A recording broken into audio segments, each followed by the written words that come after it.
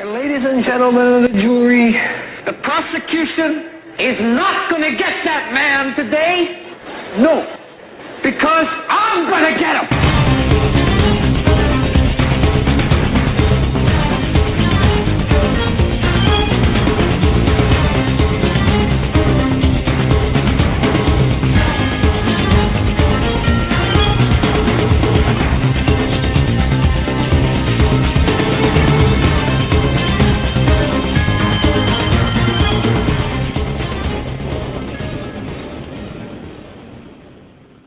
This is a Hagmann Report for today. It's a manic Monday. It's Monday, the 7th day of January 2013. I'm Doug Hagmann. With me is my co-host, Joe Hagmann. He's my son, my namesake, and Associate Director of the Northeast Intelligence Network. Folks, you're about to hear 3 hours of unbiased, uncensored, and very important news, analysis, information that we need to talk about. Can we have a discussion about this? Of course we can. We broadcast live each and every weeknight from 8 to 11 p.m. Eastern Time. You can find us on the internet at HomelandSecurityUS.com, and we are also simulcasting with the Christians United Broadcasting Network. And I want to thank each and every one of you for joining us.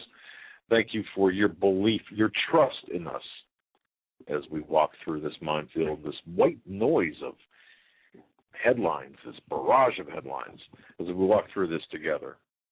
Folks, we're a listener-supported broadcast, and we just want to thank each and every one of you who is helping us stay on the air, whether it's through your financial support, your prayers, telling others about the program, but for your belief in us. And I just want to say thank you, and I know Joe does as well. Joe, welcome. Yeah, glad to be here. Last show we did was Friday, and we were scheduled to do a show last night. And remember last week, I forget who was on, they said, Joe, did you ever throw a temper tantrum when you were young? Well, I got a call yesterday about 2 o'clock from my father saying there wasn't going to be a show last night. And that's about as pretty close to a temper tantrum as I've gotten in a while, but that's, I think, the first time we've had to reschedule, and it wasn't just canceled; it was rescheduled. We're doing the show Friday, and we have some other excellent guests this week too. We're going to have Nathan Leal on Thursday, if I'm not mistaken, and Tom Horn on a special Sunday night next week, and also possibly Pastor Paul Begley will be joining us this week or next week. We still haven't set a date, but we are ready to go with that. So I'll tell you, it's going to be a tremendous week. I'm looking forward to. I had a conversation with Nathan Leal, an off-air conversation, and what a tremendous guy! What a tremendous amount of information. And I want to thank Karen, who's listening right now live from Rome, Italy, where it's just after 2 in the morning. What are you doing up, Karen? What are you doing up? Waiting for our show to start. I just want to say hello, Karen. Thank you so much for listening. And it's according to the email I have, it's beautiful there in Rome, Italy, right now, where, like I said, it's just after 2 a.m. Karen, thanks for your email. Yeah, we got a lot of information to get into tonight, as we have changes inside of our government with people being moved around to different positions. Oh, we got the history of these people who are being moved around. They are not being appointed to these positions because they're good at what they do. They're being appointed because they have the dirt that can be held over them and they can be controlled. And they're not good people, and we're going to prove that to you tonight. Well, in one instance, and we're going to make a case. How's that? We're going to make the case. Yeah, I got to tell you, if you have skeletons rattling around in the closet, you know skeletons don't like closets. Just remember that, guys. You guys out there thinking that, you know. By the way, and I heard this. Private detectives are often associated with following spouses, cheating spouses. We didn't do that as private investigators. Well, investigators in the private sector, we took the fraud cases for corporations. So we never had that We never did that. Well, I shouldn't say never. We did that occasionally in special circumstances, but it just was never a good idea. But I got to tell you, January 7th is the day, according to news reports, when people decide, when more people decide to have an extramarital affair than any other day. Really? Yeah, I don't know why that is, but they make a conscious decision, according to some survey here, poll, where today is the day for married people to decide to have an extramarital affair. And I don't know. What do you wake up one morning and say, well, you know what?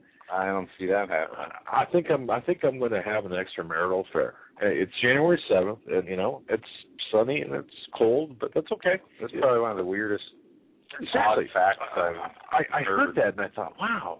I mean, 30 years. Although we, Joe and I never. Although we did, that was not our specialty, or we never really did that kind of work. I just thought that was a really odd statistic, but it also speaks to the morality of our society. Yeah, man. I want to start off the show tonight by asking you a question. I know we didn't get a lot. I mentioned it to you Saturday. We didn't even really talk about it. This is one of the bigger issues people have been asking about. HJ Resolution 15 abolishes term limits. What do you see happening with this? And I'll tell you my theory. You know what? They're going to do this. Yeah, he's not going to do it at the beginning of the second term. No, in my opinion. I mean, this might be a little message that I might do it at the end of my term. Well, I was talking to Keith Hansen, by the way. Keith, we talked over the weekend, and he's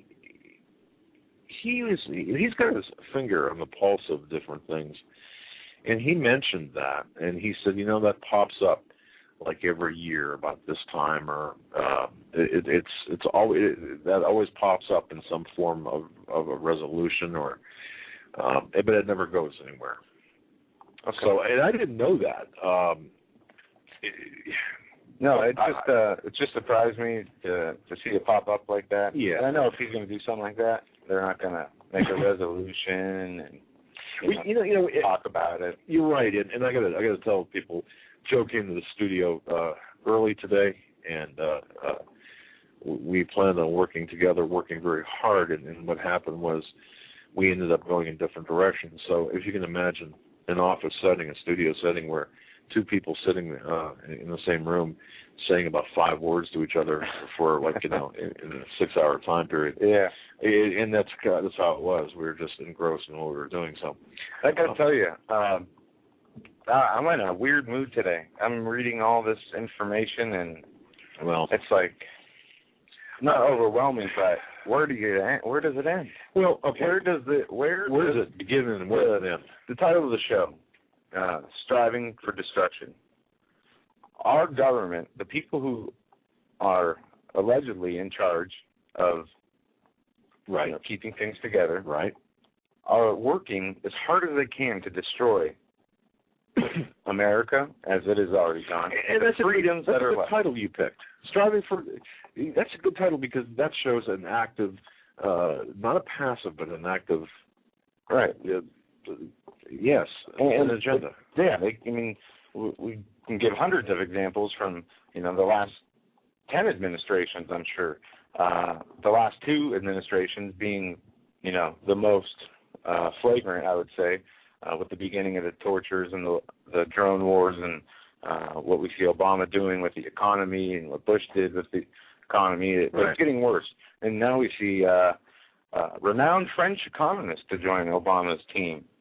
Once named Time Magazine's top 100 most influential people in the world, has been named by Barack Obama to help shape U.S. global development policy.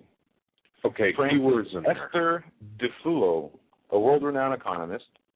Yeah. And she's going to be advising the Obama administration on global development policy. Called the Global Development Council. The group was founded by Obama in 2010 to help shape the U.S. development efforts abroad. See, and that's the problem too, because it's a European mindset. And the European mindset, folks, is those people who don't believe in the Illuminati. I don't know what to tell you.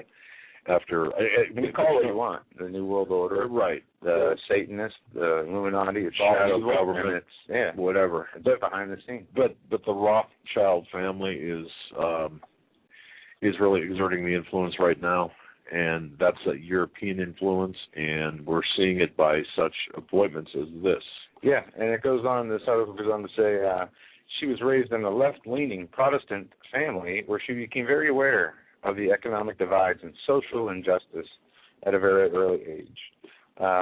Okay, anytime you hear that, social justice or social injustice, yeah, I know, but social either was the class warfare.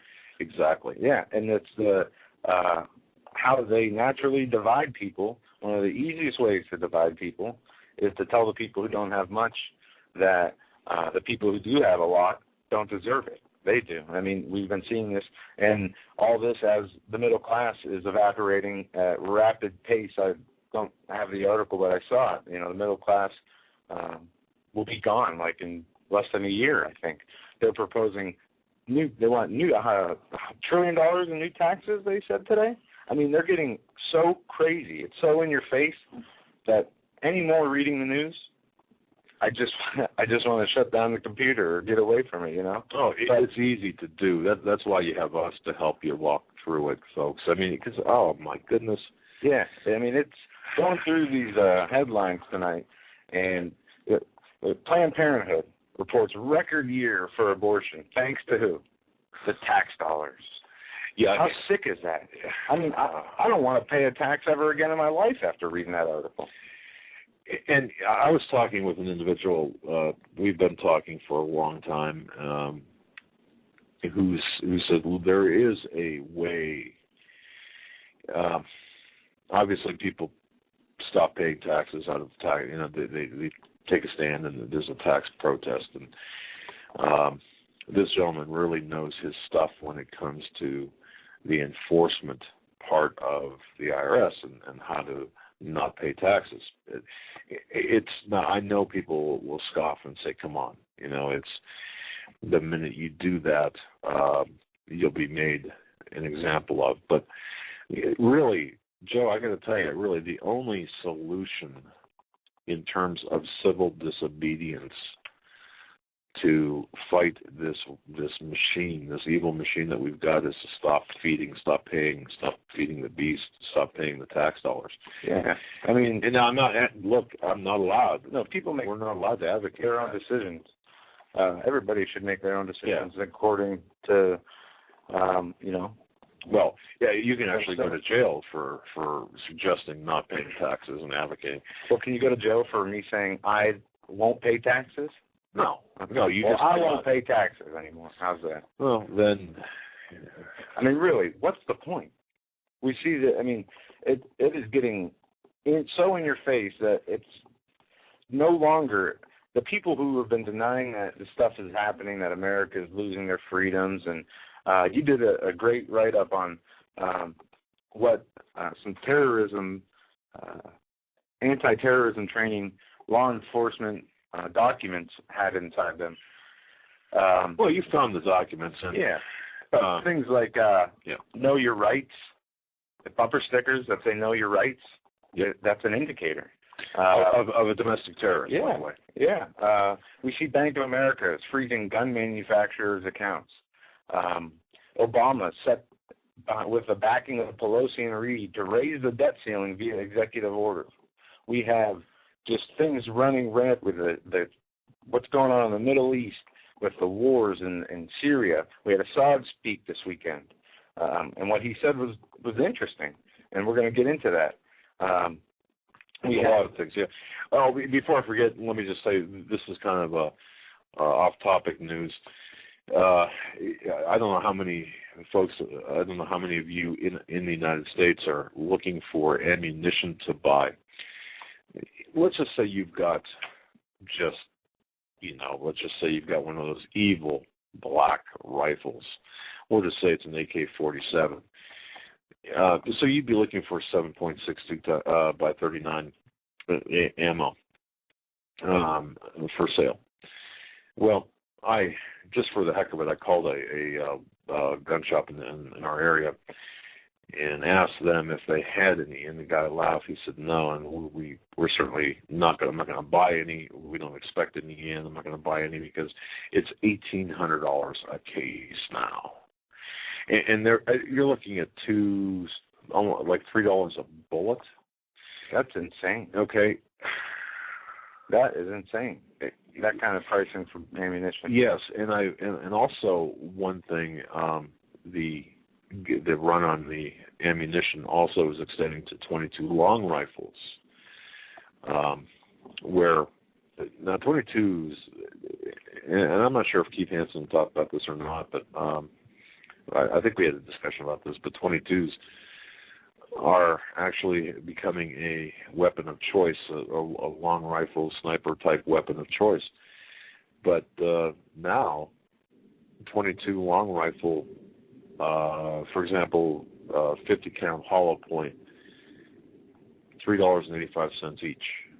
It's incredible. The prices are incredible. So, I don't know I don't know what to chalk this up to. I know, I do. What was told to us many times by many different economists and people who understand what's going on, that as the dollar continues to lose its value to inflation because of the printing of the money, the assets will obviously go up, and the currency will become things like bullets or that's right. Whatever the need is that people have. Barter and trade system. I suppose I should clarify that. I don't know what to chalk up the long rifle, 22 long rifle ammunition prices to, but that's what I meant. But no, you're right though. On in the scheme of things about how these are, the devaluation of the dollar, how it's affecting everything. And by the way, folks, if you got paid last Friday, did you notice? Yeah. What's that? Yeah. Did you happen to, if you get a regular paycheck, like every other week or every week, did you happen to notice if you're in the normal, what I call normal people range? That means anywhere from minimum wage to. Yeah, I don't think there's anything normal anymore in this country. But we're still fortunate that there's still an illusion of freedom. We still are relatively free. The dollar still does buy things, but yes, it's headed, on a 100-mile-an-hour train down a cliff that is about to cut off. And when that happens, they'll be there with the solution. As we said before, it's the Hegelian dialect. Dialectic, Hegelian dialectic. I always have trouble saying that. Hegelian dialectic. Yeah. Listen to this. Now, we just had this fiscal cliff thing pushed back where they passed a bill cutting $1 in spending for every $41. And if I can say that, according to my DHS insider who commented on that, he said they would reach no meaningful deal, and they didn't. Yeah. And now the Democrats are looking for up to $1 trillion in new tax revenues. Now, before I go to that article, I'm going to go to this one from the Washington Times. I found this a little bit amusing. Obama supporters shocked, angry at new tax increases. Sometimes watching a Democrat learn something is wonderful, like seeing the family dog finally sit and stay at your command. With President Barack Obama back in office and his life-saving fiscal cliff bill jammed through Congress this new year, it has brought a surprising turn of events for his supporters. What happened that my Social Security withholdings in my paycheck just went up, a poster wrote on the liberal site Democratic Underground. My paycheck just went down by an amount that I don't feel comfortable with. I guarantee this decrease is going to hurt me more than the increase in income tax will hurt those making over $400. Just because, we're getting hurt. Those people don't get it. No, they don't. And until it happens to them, until they're the ones being affected by it, the normalcy bias we always talk about, they don't care. But this, I don't think it'll change anything. People will take it. like they always do, and just go with the flow. Maybe they'll expand the welfare program more. Folks, do you feel that there's a mass consciousness that is raising, that is arising? There seems to be like a number of different things taking place all at once. Where you reflect the words of different posters on the forum. If you go to coffee shops, you go to diners, you go to even standing in line at the post office or the pharmacy today, listening to some people talk, there is this level of anger like I've never seen in my life. Well, see, you must be living in a different city than I am, because that's why I don't go out. I can't find anybody who has anything bad to say. And if you dare even start talking about it. Really? Oh, yeah. I mean, well, I don't go many places except in shopping here and there, but I don't hear people complaining. I hear them talking about football and how they're, what they're going to do for I hear that the next week, and just the things that have no value of any kind.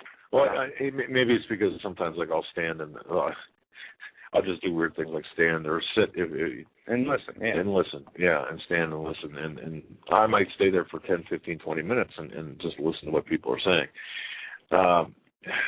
But I don't know. I just see this mass consciousness array. And folks, we'd be happy to hear if you think if there is this awakening going on or something changing. And there is something changing, though, because, people feel it. I feel it. It's getting dark. One example, look at Drudge. Obama nominates mastermind of drone strike program as next CIA director. Yeah, and as we talked, Joe. That's not even the worst part. That's not even the worst part, indeed. And we're going to go back to one of your articles, and where you lay it all out, and how he got in his position is not because he was dropping drones on innocent women and children in other countries. Yeah, it's what he did for his master, Barack Obama, back in 2008. Yes, that's very true. And we're talking about the one and only, the person that's being nominated for the CIA position, Mr. Brennan. Yeah, and think about this. Remember Obama, how he talked about Bush's tactics of treating people suspected of terrorism, the torture, this guy was one of the torture techniques expert under the Bush administration. Well, an equal opportunity. It's just if people don't see what's happening now, they're never going to. And I don't think they will. Well, and see, though, Joe, don't you think, though, that isn't this, because I go back to what you named the program, I think the intent, and folks, interested to hear what you have to feel, but I think the intent is to divide and conquer. The intent here is to divide the United States along racial lines, along social lines, along whatever lines, and then break it down to build it back up with the international order. Right. And Obama's not interested, or his handlers are not interested in the transformation of America. It's the destruction of America, and then the building it up from the cinders. Yeah. And with this John Brennan, I'm going to give you a little bit of background on him, and then I'm going to let my dad take it to where it's important. His experience here. He's assistant to the President for Homeland Security and Counterterrorism from 2009 until now, President and CEO of the Analysis Corporation from 2005 to 2008, and the interim director of the National Counterterrorism Center, and he was also the Terrorist Threat Interrogation Center. He's one of the directors there, and the CIA Deputy Executive Director. And this is one of his more famous quotes. Unfortunately, sometimes you have to take a life to save a life. That's what we've been able to do to prevent these individual terrorists from carrying out their murderous attacks. But then we're going to play an audio for you after we explain the background of the Analysis Corporation connection. because this is what is gotten him or will get him the head of the CIA, to the head of the CIA. Right. Of course, look, Brennan was, he's got a bachelor's degree in political science from Fordham University. You can read about this. A master's degree in government, University of Texas at Austin. He got that back in 1980. He held numerous positions throughout the government. He's got a wife and 3 kids. And as you point out, that famous quote, that was interesting. That was from that was from last year, ABC's This Week. Yeah. But what do we know about John Brennan in, let's say, outside of his government work? Well, remember back in 2008, folks, the break-in at the passport office, the computer break-in at the passport office. Remember that? Yeah, and you in your article, The Body of Lies from Benghazi to Barack, right? You guys can find that and search it at HomelandSecurityUS.com, and I'll post a link in the chat room in a few minutes. This is what you wrote. You wrote this. According to published reports, Stanley Incorporated was awarded the $164 million contract to print new U.S. passports in 2006. 2 employees of Stanley Incorporated, along with a third individual employed by another defense contractor identified as the Analysis Corporation, were identified as the perpetrators who breached the records of the U.S. Passport Office on 3 occasions in 2008 and improperly accessed the passport records of Barack Hussein Obama, Hillary Clinton, and John McCain. The breaches occurred on January 9th, February 21st, and March 14th of 2008. Okay. And who was the CEO of the Analysis Corporation at the time of the passport office break-in? It was none other than John Brennan. Yeah, and this did not come without life loss. That's right. Now, Brennan at the time, or Brennan previously served as a close advisor to Obama in 2008. Well, at the time, I suppose, it ran concurrent with his Analysis Corporation stint there. Obviously, on matters of intelligence and foreign policy, he contributed to Obama's 2008 presidential campaign, that in addition to his 25 years in the CIA. Brennan was chief counterterrorism advisor to Obama under the official title of Deputy National Security Advisor for Homeland Security and Counterterrorism and assistant to the president. Now, folks, I'm going to take you to a place here that not too many people, I don't think, will take you to. Brennan, well, Brennan and Benghazi, is there a link? Well, okay. Let's go back to 2008 very quickly here. Recall that at the time of the passport office break-in, Obama was on the campaign trail, and he was already picked. He was going to be the guy. Mm-hmm. But you have to remember, and you have to go back, and you have to really look at the headlines and the various things that were taking place back there. And also remember his detainment in Russia over the passport. Right. While he was a senator. Right. That was when he was actually a junior senator. Yeah. Which is unbelievable, and that had something to do with his passport. But here's the deal. There were 3 employees related to the Stanley Corporation and the Analysis Corporation, and Brennan. Brennan was basically the front man for these subcontractors. The 3 people, Obama, Clinton, and McCain's passports were allegedly accessed via computer. Now, here's the issue. What did they do with this information? What did they do? Were they really after McCain's, or did it just, it just show? A lot of times, if your intent is to, we'll say, go after person A, you go after person A, B, C, and D, and then it gets all muddled and no one really can tell. So, who was really the target of that? And I would contend, it's my belief, based on research, that Obama was the target, but not to secure any information, but to change the information in the passport office files. See, copy, alter, or remove. That'd be right. Exactly. Because of one thing I see, a trip to Pakistan. Right, among other things. Plus, there are a number of issues, but that always bothered me, that passport break-in, because it was like, wow, there were just too many unanswered questions, and then it just kind of went away really quick. Well, what happened was when Obama was on the campaign trail, Jake Tapper asked him about what he thought about the break-in at the passport office, and that went, like you said, nowhere.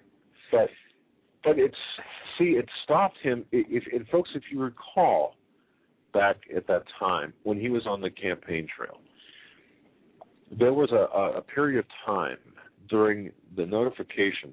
If you look at the dates, and again, it's at HomelandSecurityUS.com. Just look up the article, Body of Lies from Benghazi to Barack. But if you look at the dates and you look at the campaign trail and you look at what was going on back then in 2008, it stopped Obama in his tracks. Obama had to do some things. It seemed like he had to kind of make sure that things were okay. And he was working with Brennan, it appeared. Brennan, although Brennan was the guy whose people had accessed the information, it was made to seem like a break-in. But in my view, based on my research, it wasn't a break-in. It was presented as a break-in, but done so the information on Obama's passport could be changed. Now, however, there was information that was removed during that breach. Once again, if you're going to make it look like a burglary in a house, you're going to take something, generally. Mm-hmm. Okay, so now this is where a young black man comes into the picture. Remember Lieutenant Quarles Harris Jr.? Lieutenant, by the way, is not a military designation, just a weird first name. Well, leaks that came out, including those in the Washington Times, reported that they didn't know whether any information was taken. But what they say in the Washington Times is that the State Department investigation of improper computer access to passport records of 3 presidential candidates is focusing on one remaining employee, a contractor working with a company headed by an advisor to the presidential campaign of Barack Obama. Right. The probe by the State Inspector General will include polygraph tests for the supervisors in the passport section to find out whether the 3 contacted employees who were accused of tampering with the records did so for a political motive or part of an operation to obtain personal data on Mr. Obama, Senator McCain, or Hillary Clinton. Not mentioning the tampering of it. Right. But it also goes on to say, the 3rd employee who has not been fired worked for the Analysis Corporation, which is headed by John Brennan. And therein lies the key, and the link to Brennan, Obama, and Quarles Harris, because from that intrusion, information was provided to credit card information. And you have to understand, too, how the cyber intrusions work, where you can access a whole bunch of information. It's not a stretch. Quarles Harris had in his possession stolen credit card information from the State Department that he got from a State Department employee working in the same division, branch, or area as the passport office break-in. So right away, the D.C. police detectives grabbed Harris and said, okay, you know what, there's something more to this. Well, indeed there was, because, and they said, you're going to cooperate with us for a lighter sentence, otherwise you're going to go away for a long time. Well, Quarles Harris said, okay, not a problem, and made an appointment to talk with the detectives. Made a series of appointments to talk with the detectives. Well, before he could really do any talking, he was found shot to death in his car on April 17th, 2008, just over a month after the last passport office breach. And you know what? He was found shot in front of the Judah House Praise Baptist Church in the northeast section of Washington. He was shot in his head. Yeah. Yep. And, to this day, that murder remains unsolved, and the official story is that Harris was either a victim of random violence or his street deal gone bad. Is it possible? Sure, it's possible. Is it likely? Do you really believe in coincidences like that? No, that's way too much, connections for me. And obviously nothing came of the investigation. Of course not. We don't see anything happening. Dead men tell no tales, by the way. No, not at all. And also, another note on John Brennan. I don't know if it's he has a multi-personality disorder. I'm going to play an audio for you. Yeah, folks, listen to this. Okay. This is good. He is, we have a headline, Obama nominates pro-jihadist John Brennan to the head of the CIA. At the same time, this pro-jihadist is killing thousands of people by ordering drone strikes. Okay? And thousands is an accurate collective number. Yes. Okay? Now, I'm going to play this clip for you. And when I played it on the computer before I downloaded it, it had a little glitch to it. It's not that bad, but let's see how it plays. This is John Brennan talking about the war on terrorism is over. Jihadists and global war are unacceptable. And this is going to be, unless we have something to say about it, your new CIA director. Indeed, it was telling that the president was actually criticized in certain quarters in this country for not using words like terror, terrorist, and terrorism in that speech. This goes to the heart of this new approach. Why should a great and powerful nation like the United States allow its relationship with more than 1 billion Muslims around the world be defined by the narrow hatred and nihilistic actions of an exceptionally small minority of Muslims? After all, this is precisely what Osama bin Laden intended with the September 11th attacks: to use al-Qaeda to foment a clash of civilizations in which the United States and Islam are seen as distinct enemies that are in conflict. In his approach to the world and his approach to safeguarding the American people, President Obama is determined not to validate al-Qaeda's twisted worldview. This leads directly to the second element of the president's approach: a clear, more precise definition of the challenge. This is critically important. How you define a problem shapes how you address it. As many have noted, the president does not describe this as a war on terrorism. That is because terrorism is but a tactic, a means to an end, which in al-Qaeda's case is global domination by an Islamic caliphate. Confusing ends and means is dangerous because by focusing on the tactic, we risk floundering among the terrorist trees while missing the growth of the extremist forest. And ultimately, confusing ends and means is self-defeating because you can never fully defeat a tactic like terrorism any more than you can defeat a tactic of war itself. Likewise, the president does not describe this as a global war. Yes, al-Qaeda and other terrorist groups operate in many corners of the world and continue to launch attacks in different nations, as we saw most recently in Jakarta. And yes, the United States will confront al-Qaeda aggressively wherever it exists so that it enjoys no safe haven. But describing our efforts as a global war only plays into the warped narrative that al-Qaeda propagates. It plays into the misleading and dangerous notion that the U.S. is somehow in conflict with the rest of the world. It risks setting our nation apart from the world rather than emphasizing the interests we share. And perhaps most dangerously, portraying this as a global war reinforces the very image that al-Qaeda seeks to project of itself, that it is a highly organized global entity capable of replacing sovereign nations with a global caliphate. And nothing could be further from the truth. Nor does President Obama see this challenge as a fight against jihadists. Describing terrorists in this way, using a legitimate term jihad, which means to purify oneself or to wage a holy struggle for a moral goal, risks giving these murderers the religious legitimacy they desperately seek but in no way deserve. Worse, it risks reinforcing the idea that the United States is somehow at war with Islam itself. And this is why President Obama has confronted this perception directly and forcefully in his speeches to Muslim audiences, declaring that America is not and never will be at war with Islam.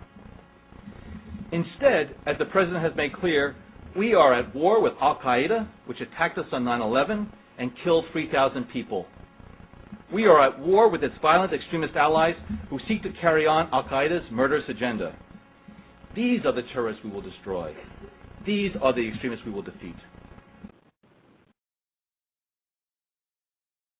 And there you have it. That was what he said just a few months ago in April of 2012, at the same time calling it wise to drop drone bombs from Reaper drones on innocent victims across many countries. And if you heard him say that the caliphate that they're trying to create is the furthest thing from the truth, well, look what has happened. Look at the regime changes from secular to complete radicalization. It is just startling to see, and that's why we opened with this John Brennan thing. I know it's tedious and really he's just another worm in with the rest of them, but it's just that pattern. These evil people, the eviler they are, the more likely they are to get a head of the CIA. I mean, look, George Bush Sr. Well, one thing about John Brennan too that people have to understand is in the terrorism training, anti-terrorism training or counterterrorism training as well that he has his hand in. Islam counterterrorism training or training of the terrorists. He's bombing them with one hand while giving them money and guns with the other. Yeah, if you listen to what he said in that clip, you would, there was so much wrong with what he said only because of what his actions don't match. Well, first of all, what he said is actually incorrect. He's painting Islam in a different light than what it should be painted.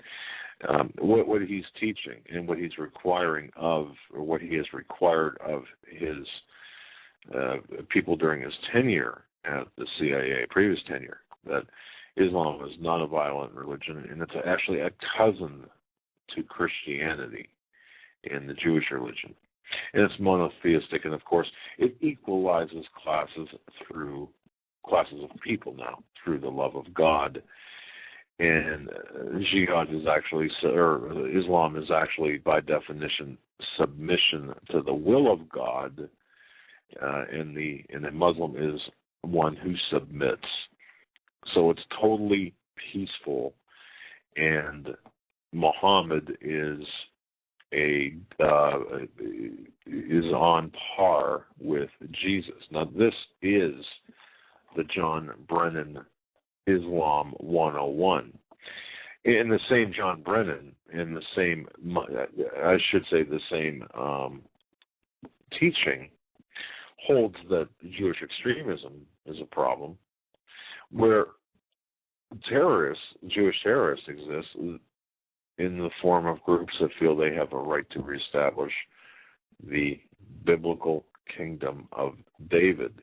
And that's taught through the federal government, the CIA operations and training, as well as exported to local and state and other federal law enforcement agencies through what is called the SLAT program. The SLAT program, S-L-A-T-T. That's been around since 95 or 96, I believe it is. And it's funded by the Department of Justice. or it's actually operated by the Department of Justice and funded by the DOJ Bureau of Justice Assistance. But if you look closely at that program, they redefine terrorism well beyond anything we've ever seen. And in fact, you recall the MIAC report? Well, the federal part of this defines anyone that's dedicated to a cause or is committed, disciplined, team-oriented, trained. It sounds like a good candidate for a Fortune 500 company leadership job or a management position, but people like that are the terrorists now. So they're right-wing terrorism, and that's where the focus is, even though the CIA is not to be operating on American soil. Well, yeah. So much for that, right? Oh, yeah. And I have a lot on that I can't even get into because there's so much I have to go through with these PDFs I've come across. But moving on to Syria, Assad gave a speech on Sunday after 2 years of civil war and about 60,000 dead. And he said he demanded that regional and Western countries stop funding and arming the al-Qaeda rebels that are trying to overthrow him. He says, we never rejected a political solution, but with whom should we talk? With those who have an extreme ideology, who only understand the language of terrorism, or should we negotiate puppets whom the West brought? See, we negotiate with the master, not the slave, he answered. That's true. And he went on to say, this is a revolution, and are these revolutionaries? By God, I say they are a bunch of criminals.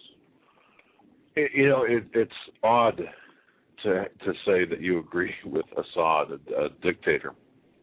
There's uncomfortable. Gaddafi did that I agreed with. He did a lot for the people of his nation, giving them, nationalizing the oil, and he had always give married couples houses, and he was not a good person all the time, and I don't know the whole history of Assad or Gaddafi. Gaddafi, I wouldn't put in that.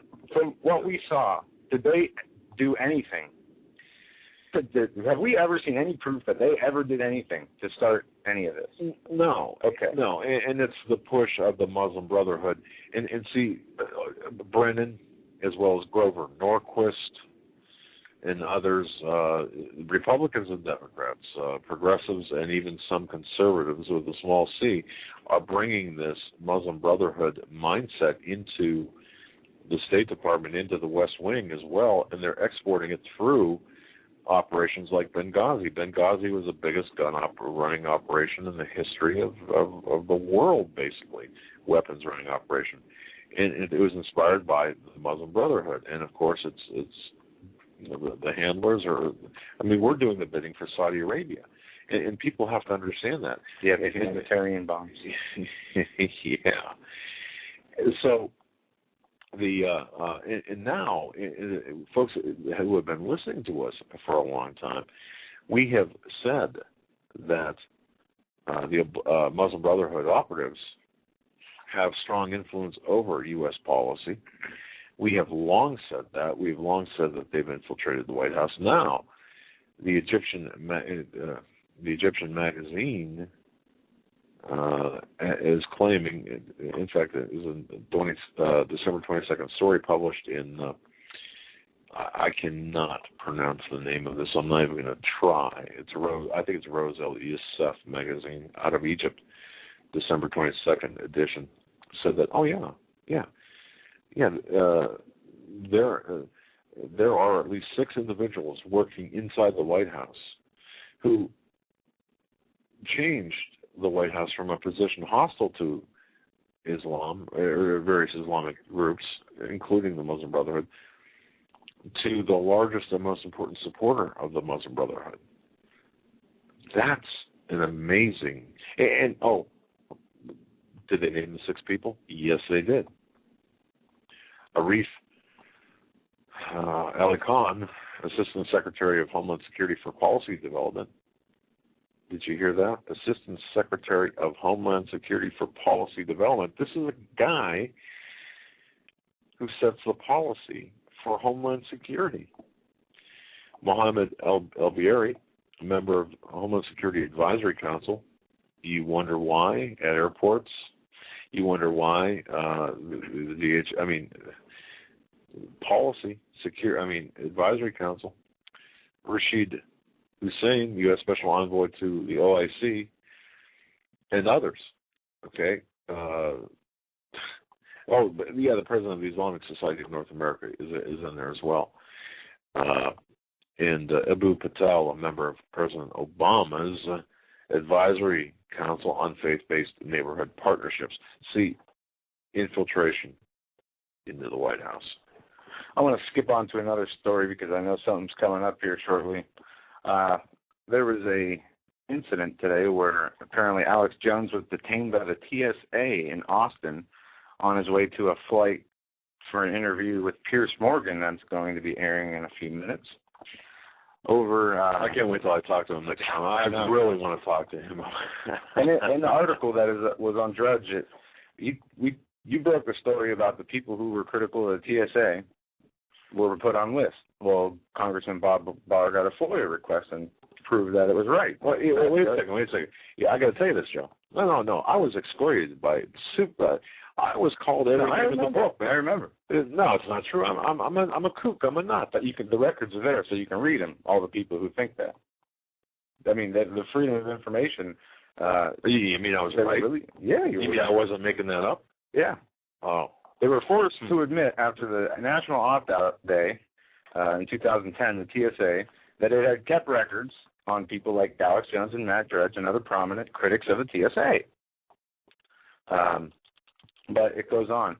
Anyway, he wouldn't take off his shoes, whatever, and the police told him to take his shoes off or he was going to arrest him. He didn't have a choice to even leave the airport and skip the flight and stay home. And it was just a big hoorah. But I think the real show's about to begin when he goes on to Piers Morgan. It's going to be like, I don't know. It's going to be funny. I'm allowed to watch it later. Yeah, that'll be a circus. And the only reason, I couldn't think why Piers Morgan would have him on. Because I remember seeing him on The View, and when he gets going, he's just like he goes. You know what I think is? It's Piers Morgan's ego, I think. But he's making a mistake. I think Piers Morgan is walking right into this. I really believe that Alex+Jones is not going to be the Alex+Jones of Genesis Radio when he walks into that studio. He's going to be composed. I hope so. I do too. Because it can't come off looking all crazy. But at the same time, there needs to be that level of anger and, he needs to go at this hard. But either way, it'll be a nice little fun time to watch that and get your mind off all this horrible things going on. It could be comedy. Yeah. By the way, I just want to say this. On November 23rd, 2010, that was 2 years and how many months ago, I wrote the following article, and this is at HomelandSecurityUS.com and CanadaFreePress.com. DHS and TSA, making a list, checking it twice. And see, it says following the publication of my article, Gate Rape of America, I was contacted by a source within DHS who was troubled by the terminology and content of an internal memo that was issued yesterday. That would have been on the 22nd of November 2010. The bottom line is this. My contention was, based on my source, he said, look, you complain about the TSA that they are taking a list, they're taking your names, and they're creating a database of any person, group, or domestic alternative media source that actively objects to, causes others to object to, supports and or elicits support for anyone who engages in such travel disruptions at U.S. airports, is instruct the people at the airport, the TSA agents and DHS administrative branch people, they're instructed to identify and collect information about the persons or entities and submit information in the manner outlined within the directive. So that's what I wrote on November 23rd, 2010.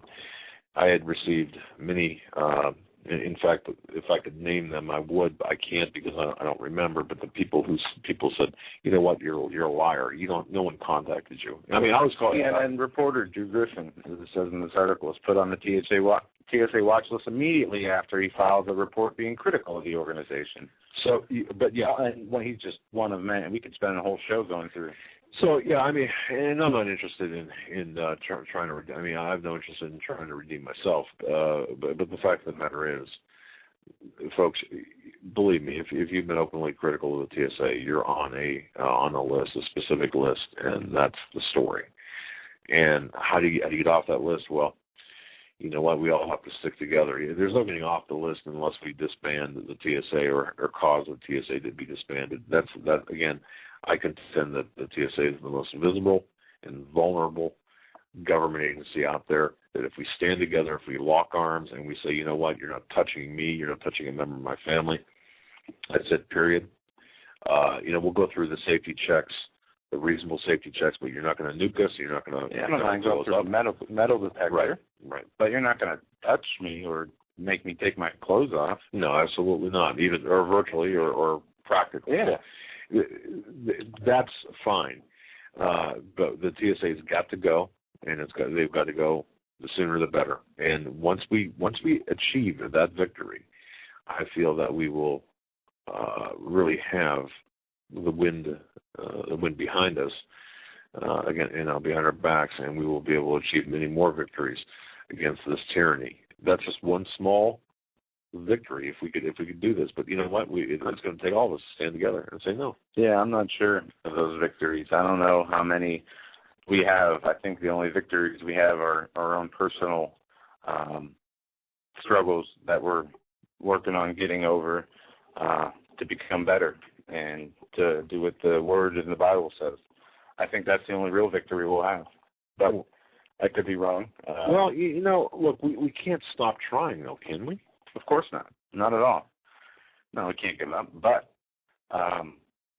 the way things have been going, do you really think we have a chance of saving this nation? I mean, even if we got rid of the TSA, you still got the DHS and 100,000 other new government agencies, secret spy contractors, and people you don't even know that are all part of this organization. They have ruined this. They've turned it into an authoritarian, totalitarian system, using the most technologically advanced weapons and monitoring systems against us. Right. Even people who are innocent, people who just don't agree with them, are listed as enemies.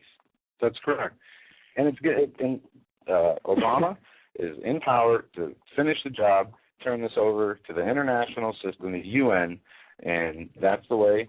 It says it's going to happen in the Bible. It's going to be a one-world government, right? And it's going to be a beast system. And if people can't see how fast we're headed towards there, then you got to do a little more eye-opening. No, look, it's not that I disagree, because I certainly agree with that. But I also think that you've got, as a Christian, it's your responsibility. You've got a certain responsibility to fight, to stand up for God, stand up for what's right, stand up for what's Christian. Yeah, you pick up your swords, because you literally pick up your sword or your armament, because, and I'm looking here for the let's see here. Going back to what we wrote about the SLAT terrorism training. I mean, who do they list as possible domestic terrorists? Anti-abortionists? Well, Christians. Oh. And they say anybody who uses the word God without a profanity after it. Yeah, can you, folks, go ahead and say that again. They say there's an indicator you're a domestic terrorist if you say God without using a profanity after it. How blasphemous can you get? Seriously. Now, if you have a bumper sticker. Now, remember the Mayak report from 2009. You recall that. It caused a big dust up back in 2009 when WikiLeaks leaked it out, and calling people with the Ron Paul bumper stickers as right-wing extremists and such. And then they retracted it and apologized, and everyone. But the people who continued to assert that there were issues, that there's still classifications. They are called kooks. People like us out here kooks. But then, see this Slack training now. If you've got a bumper sticker, call to arms, for example, or get us out of the UN, out of the United Nations, right? Or know your rights or lose them. Yeah. If you love your country, the UN is not your friend. That's another one. Yeah, and in the 2009 lexicon, right-wing extremism, they talk about patriots, Christians, constitutionalists. Yeah. If you have literature that states as much, you could be dangerous.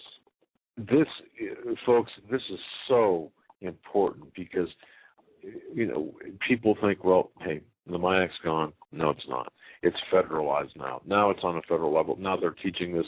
And you think, well, I knew that.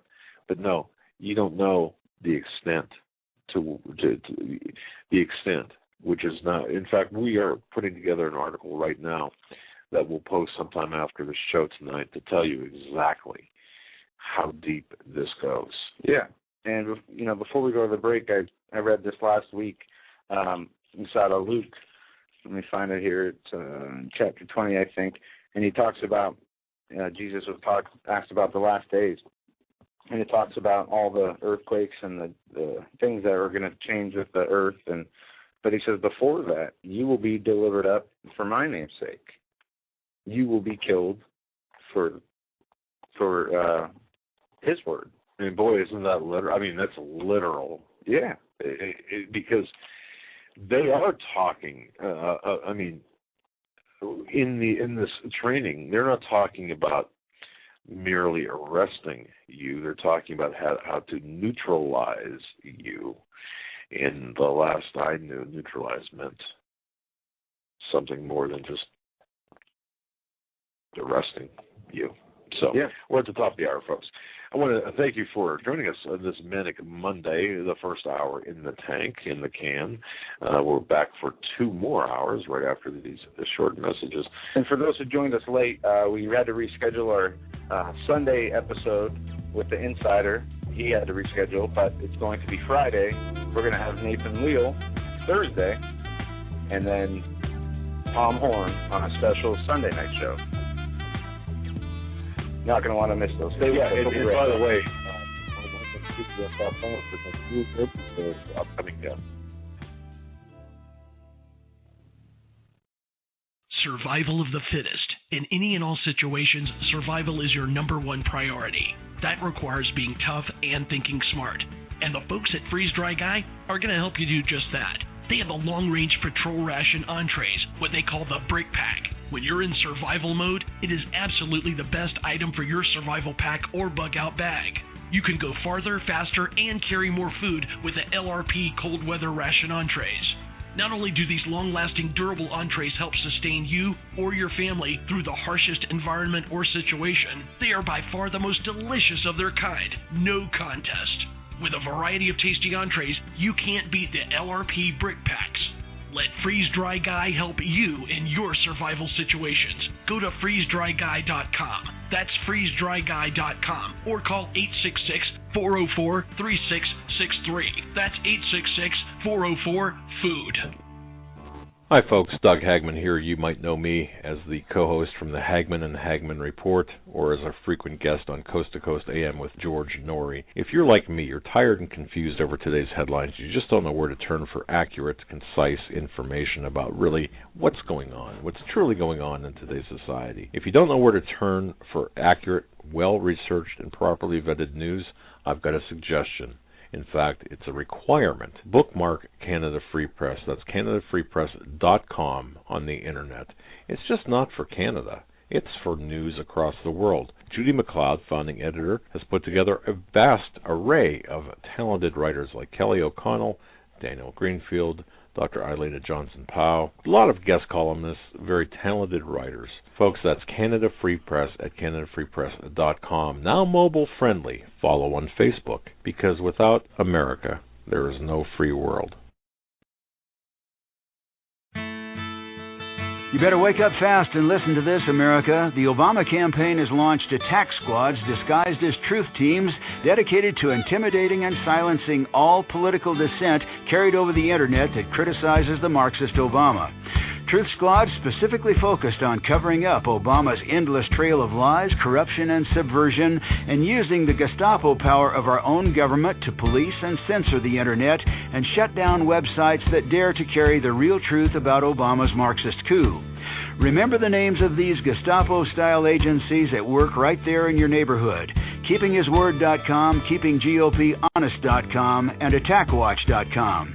KGB, SS, and Gestapo-style police-state gangster organizations at work to silence the important voices of patriot dissent, some of which have already been shut down by Obama's orders. Adolf Hitler would have been proud. We're the 21st century Tea Party patriots.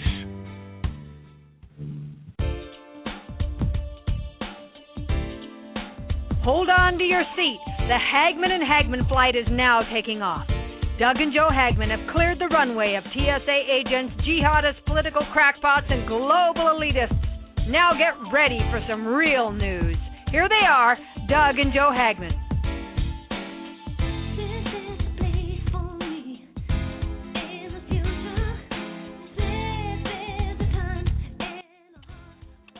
And welcome back, ladies and gentlemen, to hour number 2 of the Hagmann and Hagmann Report this Monday, January 7th, 2013. And it has been just a jam-packed beginning of the year when it's coming to news and things happening around the world. Things are not slowing down. Nobody expected them to, but we can see them, getting worse. And they're going to continue to get worse and worse until the evil, the spiritual evil that is running rampant, that is let loose on this earth, puts together what it needs to fulfill prophecy. And I think with I know both Nathan Leal and Tom Horn. Nathan Leal going to be talking on Thursday, and Tom Horn on Sunday will be talking about that very issue. So yeah, we have some great guests coming up, and it's just going to be a good week. And we have people we haven't even mentioned yet, other guests that we're trying to get scheduled in there. And it should be a great 2 weeks. Should be a great year, the way it's going. As long as we have the ability to communicate, we will be doing so to the best of our ability, getting the best people on that can help us in these times where we need the spiritual discernment. But no matter which guest comes on, there's only one thing we need to refer to when looking for spiritual discernment, and that is the words of Jesus himself. And because we see it happening today, the persecution. You told me you got to see an episode of Dragnet, an old Dragnet episode. Yes. And there was, Joe came in and was saying, at the end of the show, he said, it's unbelievable what these parents are. Well, no, it was at it was either the last episode of season 1, which was in 1967, or the first episode of season 2. I don't recall which. It was actually, got it out of the $5 bin at the anyway, the captain, the watch commander, talking to Joe Friday, saying it was a school situation. It was a gang in school, and they're talking about the lack of parenting at the time. Now, again, this is 1967. The watch commander said, well, what do you expect when you don't have parents at home and you've got the lack of values? And, hey, even today, you've got the acceptance of homosexuality. And I thought, wow, I'd listened to that, and he continued that if it was played today during prime time on a network, there'd just be no way that would fly, and just to hear it and to see. So that was, 45 years ago, 46 years ago maybe. Is my math right? Yeah, I guess it would be. And just in that less than a half a century, how far and how much and how deeply we have changed. And who do we have to thank or who do we have to blame for this? Obviously ourselves to some degree, but wouldn't it be the generation that embraced the Great Society? Wouldn't it be the media that touted this Great Society, this notion of the Great Society, the Cloward-Piven strategy, the socialists, the Fabian socialists, the communist people? To me, I think that it's pretty clear, and I think Joe McCarthy, if you read M. Stanton Evans' book, Blacklisted by History, it's a 600-page book, but it's worth every page. Joe McCarthy was right. Senator from 1950. Yes, he was. And the communist infiltration into our government, changing the complexion of our leadership, and of course, taking God out of schools, out of homes and churches, or out of the halls of government and schools, and affecting how it was discussed at home. And so, just imagine the last 40-some years now being put on steroids, and kind of over the next 4 years, what's going to happen to Christians and Jews and people, and even to a lesser extent, Muslims, because at the end, we are told, and I believe that this is supported by Scripture. Folks, look it up. I don't know, but I do believe that the one world government is going to also have a one world religion that's going to be a watered-down version of the three great religions. You cannot have three great religions. When I say great, I'm talking in terms of the three historical, primary, historically recognized. Right. I'm not right. Yeah, and they're moving towards it. I mean, you can see it now. The Chrislam, nobody. I'm only 29, so I haven't been around that long. But my teenage, I was 19 when 9/11 happened. Before that, I didn't even know that there was such a thing as radical Islam. Okay. Well, there really isn't. You've got Islam, and then you've got apostates. You've got the followers of the Quran, or those who don't follow the Quran, which are the apostates. Radical Islam or Islamist is a PC term, and it should be looked upon that way. Now, some people will say, well, that's hate speech. Well, no, it's not. It's intellectually honest. There are no such things as, well, the radical Muslims are the ones that are not engaged in jihad as it's defined. The radical Muslims are the apostates. It's backwards to what you're being told. So, but that said, at the end of the day, Christianity, Judaism, and Islam are going to be combined into one. Yeah, there's a push toward a one world religion. Right. The UN is behind it. Right. And you guys, everybody knows about Lucius Trust. They have a role in it, and we don't know exactly how it will roll out and happen, but we know it will. And what's disturbing is that the apathy or indifference of the Christians. It's not tolerance, because you can't have tolerance for evil, or for you can't have tolerance to give up your faith. What they're doing with the Obamacare mandating that religious institutions give birth control regardless of their religious beliefs. When they do that, I mean, all bets are off anymore. If they can get away with that, they are going to be coming towards burning down the churches. They're going to be delivering us up, just like the Bible says, if we even get that far as a nation. They've been doing it across the world, killing thousands and hundreds of thousands of Christians a year, every year, all over the world. We're not anything more special. Why do you think it can't happen to us just as easy, just as quick, especially when we see what's happening today? I mean, it's almost a guarantee it's going to happen. and in the next few years. But people just want to go have fun and not worry about it. It's going to happen. You're right. And it's going to but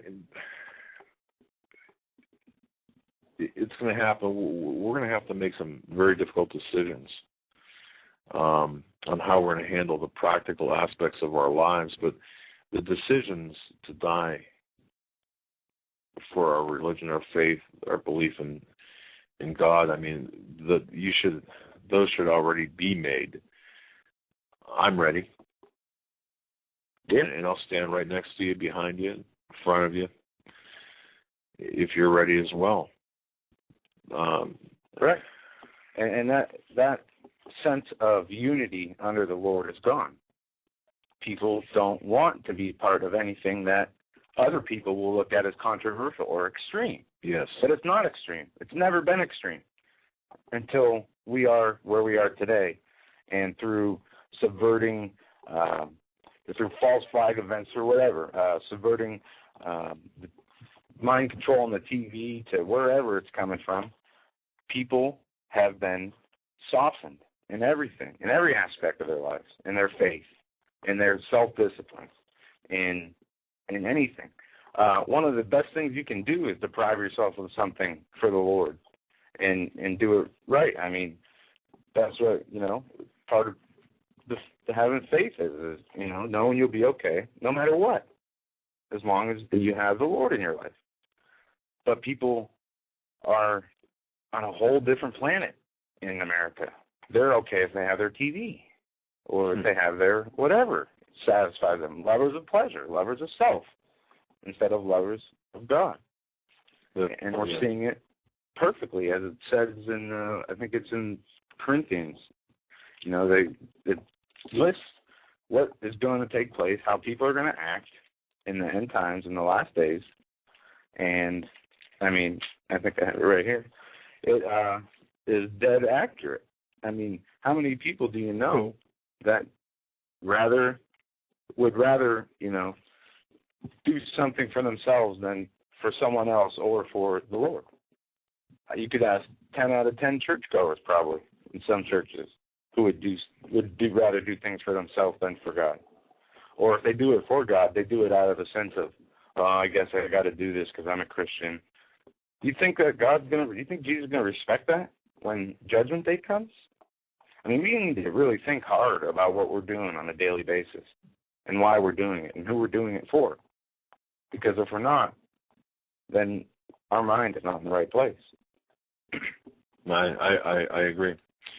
And that's, people, I received some emails this weekend from people saying, well, wouldn't it be better if you just did the news and analysis of the news and kept out of the Bible? And it kind of took me by surprise to get emails like that, because their thoughts were, well, you'd be more mainstream. We don't want to be mainstream. We want to be leaders, and we want to be on the right side of history. Not only on the right side of history, but the right side of eternity. Yeah. And I'm getting, in the chat room, I want to thank you guys. We're getting a play-by-play of the interview on Pierce Morgan because we can't watch it. He's not composed, from what I understand. And people are saying, no one will listen to his ranting. But, when we're in the situation we're in and the people don't see it, if yelling at them, talking to them doesn't work, if showing things to them doesn't work, if yelling at them doesn't work, if slapping them in the face with the evidence doesn't work, nothing will. Look, my belief is, right or wrong, and I don't. I've done television spots. I was on Cavuto, I don't know, a few years ago. 2007? 6, I don't know, but whatever. But I've got to say this. You can never win by shouting. You can never win because they own the microphone, they own the airtime, they know the questions. So the only thing you can do is calmly, professionally, and very step by step state your case. But how can you do that when you have people like Piers Morgan, people like Sean Hannity's, people, the Bill O'Reillys, the Ed Schultz, that make points with no common sense, that have no factual evidence to back up what they say? Well, they just blatantly lie. No, how can you keep your composure when you know what really is going on? When these people are deceiving millions every night. But see, when you step into, and God bless Alex Jones for doing this. I mean, I have respect for the man. However, when you enter into that arena, and I'm saying this because I've been there. When you do enter into that arena, you know that you are at a disadvantage. They have the home field advantage. You are playing by their rules, and the only way that you can actually get your point across is by being just very composed. I mean, look at what I don't recall if it was the NRA or one of the national gun people who went up against Piers Morgan and never raised his voice. And I think Piers called him pathetic or some, How much media attention did that get? Well, what's the objective here? Is the objective to prevail in the argument? No, the objective is to hopefully open one person's eyes to what's going on. Well, how best can we do that? By ranting, by raving? Well, whatever situation you're in, it's going to take something different. I mean, you're going to have to be, flexible. Nothing against Alex, but I've watched an interview of him on The View. The same thing, same kind of thing. The body language. We have it on now. We can see they're riling up. Yeah. But every situation calls for a different way of approaching the person. It depends on how they react to you. Well, if you're telling them the truth and you have the facts to back it up and the proofs to back it up, and they're calling you a liar, you shouldn't get crazy and call names, but you raise your voice. You can. I don't see a problem with that. But there's a difference between passion, and I agree that, I mean, there should be a level of passion, but there's a big difference between passion and going over the top and being very forceful and kind of, having spittle come from your mouth. Put yourself in the shoes of him going, or put yourself in the shoes of going on live TV with an interview with Bill O'Reilly or Piers Morgan or any of these fake news anchor, New World Order loving people. Okay, could you sit there and have your composure? I don't know if I could for that long. I mean, seriously, it would take everything within me to. First of all, I would. I don't know if I'd do that, but it would take everything in my power to sit there and to not lose my composure. But I would do my best to just make my points. And if he wanted to talk over me, I would. You know what? There's only one person that can talk at a time. And at the end of the day, at the end of the interview, if he comes off as a bully, as a schoolyard bully, then you win. I don't know about that. How many chances do people in the alternative media really get to go on mainstream TV to talk about what's really going on? Well, when you do it, you have to do it all the way, or don't do it at all. Well, boy, folks, you put yourself in that position. To everyone listening to this program, because certainly, I mean, we're no experts. We turn it around. Somebody comes on our show, right, and was yelling and screaming, depending on the context of the argument, I guess, or whatever we were talking about. Right. But it's not like that because we're not a mainstream government promoting propaganda spewing media outlet. Right. Well, I mean, no, I understand. I just think that in this case. I just think back because I asked Orly Tates when she went on. Who was that? Was it Ed Schultz or the Chris Matthews? I think it was Ed Schultz. It was Ed Schultz. Orly Tates. Lawrence O'Donnell. Thank you. Yeah, when he was just screaming at her. Exactly. And I asked Orly. I said, "What was out there?" Let me say this first. This is that Lawrence O'Donnell that Obama first released the receipt of a birth certificate.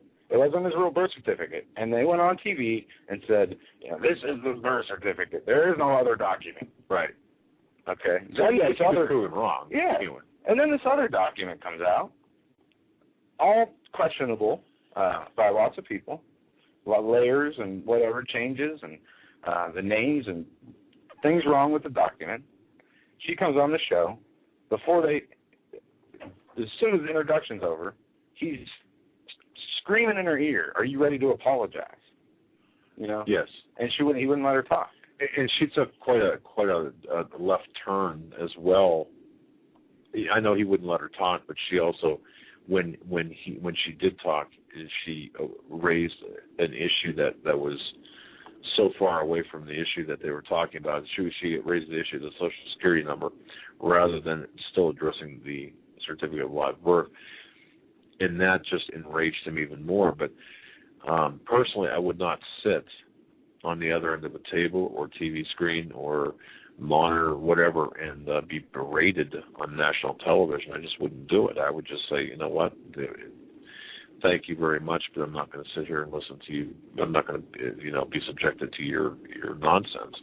On the other hand, you look at Alex Jones. I mean, he's got something to say. He can hold his own. Believe me, he can hold his own.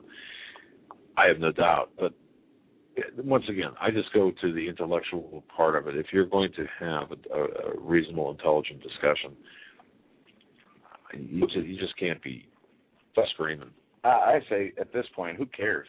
I mean, people, if they don't get it, they haven't got it from people talking to them or people showing them things, their families maybe. If they don't get it from this, or if this doesn't intrigue them to maybe look into a few things he says, nothing will. And by the way, Alex and Rob and Chris, listening to this, if you're listening to this by rebroadcast, believe me, I've got the utmost respect for all of you. I really do. So don't think that I'm picking on you at all, because it takes a lot of fortitude to go up there and to get into the lion's den like that. So that said, apparently it's over now. But that said, so I just want to let you know that our prayers were with you.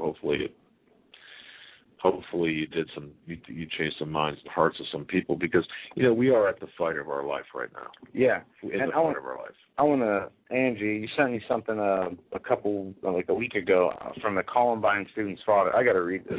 Yeah, this is fitting for right now. This is fitting. There's a Columbine student's father, 12 years later. Says, guess our national leaders didn't expect this. On Thursday, Daryl Scott, the father of Rachel Scott, a victim of the Columbine high school shootings in Littleton, Colorado, was invited to address the House Judiciary Committee's subcommittee. And folks, you know who this guy is. You've seen him on TV. I know you know who this guy is. Yeah. And what he said to our national leaders during this session of Congress was painfully truthful. They were not prepared for what he was to say, nor was it received well. It needs to be heard by every parent, teacher, politician, sociologist, psychiatrist, psychologist, every so-called expert, zoologist. These courageous words spoken by Daryl Scott are powerful, penetrating, and deeply personal. There is no doubt that God sent this man as a voice crying in the wilderness. The following is a portion of the transcript. Since the dawn of creation, there has been both good and evil in the hearts of men and women. We all contain the seeds of kindness or the seeds of violence. The death of my wonderful daughter, Rachel Scott, and the deaths of that heroic teacher and the other 11 children who died. By the way, just let me interject something here. Please, everyone, pray for people like that. There should be no parent who should bury a child. No parent. That should never happen. Well, it does. It does happen. And I know listeners out there. For a reason. Yeah, I know. I know listeners out there. Just keep people like that in your prayers. Go ahead. Yeah, he says, and the other 11 children who died must not be in vain. Their blood cries out for answers.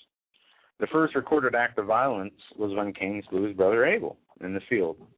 The villain was not the club he used, neither was it the NCA, the National Club Association. The true killer was Cain, and the reason for the murder could be found in his heart. In these days, the following Columbine tragedy, I was amazed at how quickly fingers began to be pointed at groups such as the NRA. I'm not a member of the NRA. I'm not a hunter. I don't even own a gun. I am not here to represent or defend the NRA because I don't believe that they are responsible for my daughter's death. Therefore, I do not believe they need to be defended. I believe they had I don't believe they had anything to do with Rachel's murder. Otherwise, I'd be their strongest opponent. I am here today to declare Columbine was not just a tragedy. It was a spiritual event that should be forcing us to look at where the real blame lies. Much of the blame lies here in this room. Much of the blame lies behind the pointed fingers of the accusers themselves. Boy, that's a strong statement, saying much of the blame lies in this room. Right. And he goes on to write a poem. I'm just going to read snippets of this poem. Your laws ignore our deepest needs. Your words are empty air. You stripped away our heritage. You've outlawed simple prayer. Now gunshots fill our classrooms and precious children die. You seek for answers everywhere, and you ask the question why. You regulate restrictive laws through legislative creed, and yet you fail to understand that God is what we need. And he said this in front of the effective. He said this in front of the Congress, yeah. and they were thinking he was going to come there to speak out against these shootings and surprise. Yeah. And it goes on from there, but you get the picture. The guy's right. It's God we need in our schools. It goes back to what Steve. God we need in the parenting. I love Steve Quayle's statement about you cannot. There are no political solutions for spiritual problems. Right. And that's what we have in this country. It's a matter of spiritual. It's a spiritual problem. The problem is not fixable by legislation or irreparable. It cannot be repaired through legislation. We can't. And let's be honest with everyone. What is the answer? It's bringing back the nuclear family. It's not the redefinition of the nuclear family. It's bringing it back. It's bringing back God. It's bringing back the sanctity of marriage and the sanctity of life. How can people, and I'm not going to preach on this, but how can people consider life sacred when 3,000 plus murders take place a day of unborn children? My goodness. Yeah. And by the way, I just want to say this: I'm going to be on Rick Wiles' show tomorrow. I think it'll air tomorrow. Wow, I was the last to know these things. Well, you're actually the second to know. Okay. No, that's good. That's good. I haven't heard. I heard one. I listened to the one show he did with T.D. Hale last week, which was good. Yeah. So we had to contact Mr. Hale because I'd really like to get him on. But no. You know what you're going to be talking about? No. Okay. No, I don't. But yeah. And I'm not even sure. I know that he does recordings. I suspect it'll be tomorrow night. It'll air tomorrow. It'll air tomorrow as well. But I believe it'll be about the information I've got from the source from within the DHS. I got a serious piece of news here from the LibertyBeacon.com. It's entitled, "The U.S. Government Panel Now Pushing Vaccinations for All, No Exceptions." It's from Natural News. Also, an advisory panel to the U.S. Center for Disease Control and Prevention has recommended that every person be vaccinated for the seasonal flu yearly, except in a few cases where the vaccine is known to be unsafe. No one should say, "Should I or shouldn't I?" said the CDC specialist Anthony Floor. The Advisory Committee on Immunization Practices voted 11-0 with one abstention to recommend the yearly flu vaccination for everyone except for children under the age of 6 months whose immune systems have not yet developed for vaccinations to be safe, and people with egg allergies or other health conditions that are known to make flu vaccines hazardous. If accepted by the CDC, this recommendation will then be publicized to doctors and other health workers. Yes. Current CDC recommendations call for the yearly vaccination of all children over the age of 6 months, all adults over the age of 49, healthcare workers, people with chronic health problems, and anyone who cares for a person in one of these groups. These recommendations cover 85% of the population. So how can they possibly, and folks, I mean, look, how can they possibly enforce this? Okay, there was a guy from Oklahoma. I don't know if he was a politician. I think it was Oklahoma. I have the video. I'll have to show you later, where he talked about it's already in place. They have the vaccinations in place. They have the ready to set it up to the point where you can't travel. If you travel and you are not wearing that little special thing that says you got vaccinated, well, guess where you're going? And if you say no. Okay, listeners, how do you feel about that?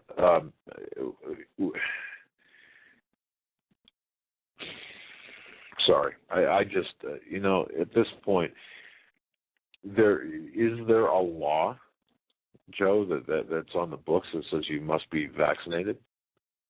Absolutely not. No, you have the right to be free from the body. God designed us so our immune system will take care of problems, illnesses, and He has a plan for us.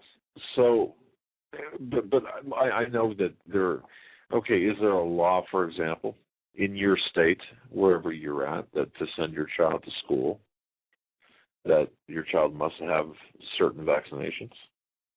Yeah, we see healthcare workers being fired left and right who refuse to get the shot, even when they say the shots aren't even that effective sometimes. Right. But see, I just can't imagine this. And folks, maybe you're in the same boat with me too, because I talked to Keith Hansen about this over the weekend. I said, I cannot wrap my brain around the fact, for example, about and we had to stop talking. I had to stop talking about this gun issue, this gun grab. Are you telling me that we're going to have SWAT teams come into our homes to grab our guns? So are you telling me, Joe, that we're going to have vaccinations? There are people, forcing us into vaccinations? Well, there has been lots of different things, pieces of information, videos of actual politicians talking about the vaccination, the forced vaccinations. Well, how does it work? I'll tell you exactly how it works. At Drudge this morning, there was a big map about the flu season, okay? It says epidemic. Right. In 41 states, but there was only a few cases of people who died. And it is said that people do die from the flu. They die from the flu every year. So how do we know? I said the flu where I thought I was going to die, but how do we know that it's not a different strand of the flu that came out of a U.S. government laboratory, like the anthrax that came after 9/11? Oh, you know what? Okay, stop right there. Ladies and gentlemen, let me ask you this question. Should we do a show on the anthrax, 2001 anthrax attacks? Should we get involved in the investigation of that? Do you think it's important? It's important, but we shouldn't do a show on it. We should incorporate it in a show research with the vaccines, because there are, when you have somebody like the guy, Dr. Oz, I always refer to this because I saw this clip on ABC, whatever it is, News in the Morning with Diane Fine Sawyer, whatever her name is. Yeah, Diane Sawyer. She's asking them up, people should get flu shots, yes. Would you give your kids flu shot? No. That tells me all I need to know. And he's not the only one. These things, different vaccinations have different chemicals in them. We know that the United States citizens and military especially have been used as guinea pigs to test different chemical compounds. And who knows how the fluoride in the water with the chemtrails and heavy metals in the air mix when you get that shot in your arm. Right. And look, I lost my train of thought. I'm sorry. No, it boggles my mind that they push these things like these vaccines on you. They sit here and I saw a study this weekend. What was it? High fructose corn syrup makes you fat. Well, why are they making everything organic illegal and filling the stores? 92% of grocery store shelves have stuff with high fructose corn syrup in it. Correct. Yeah, exactly. So why should I trust the government when it's already they're looting the country, they're destroying it by design, they have written plans of how they want to kill everybody, they have built up secret police forces, secret camps, yes, hundreds of millions of rounds, billions of rounds of ammo, but I'm supposed to take their word for it when it comes to my health?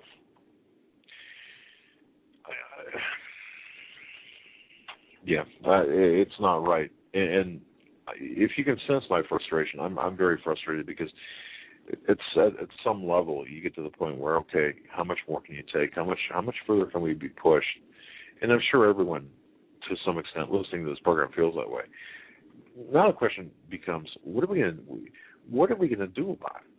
It's kind of like, what are we going to do about it? We have one protector. We have one refuge. We do. We still have to go through what we have to go through here on Earth. As long as we do it. Well, let me share with you what my spirit is telling me that we need to do.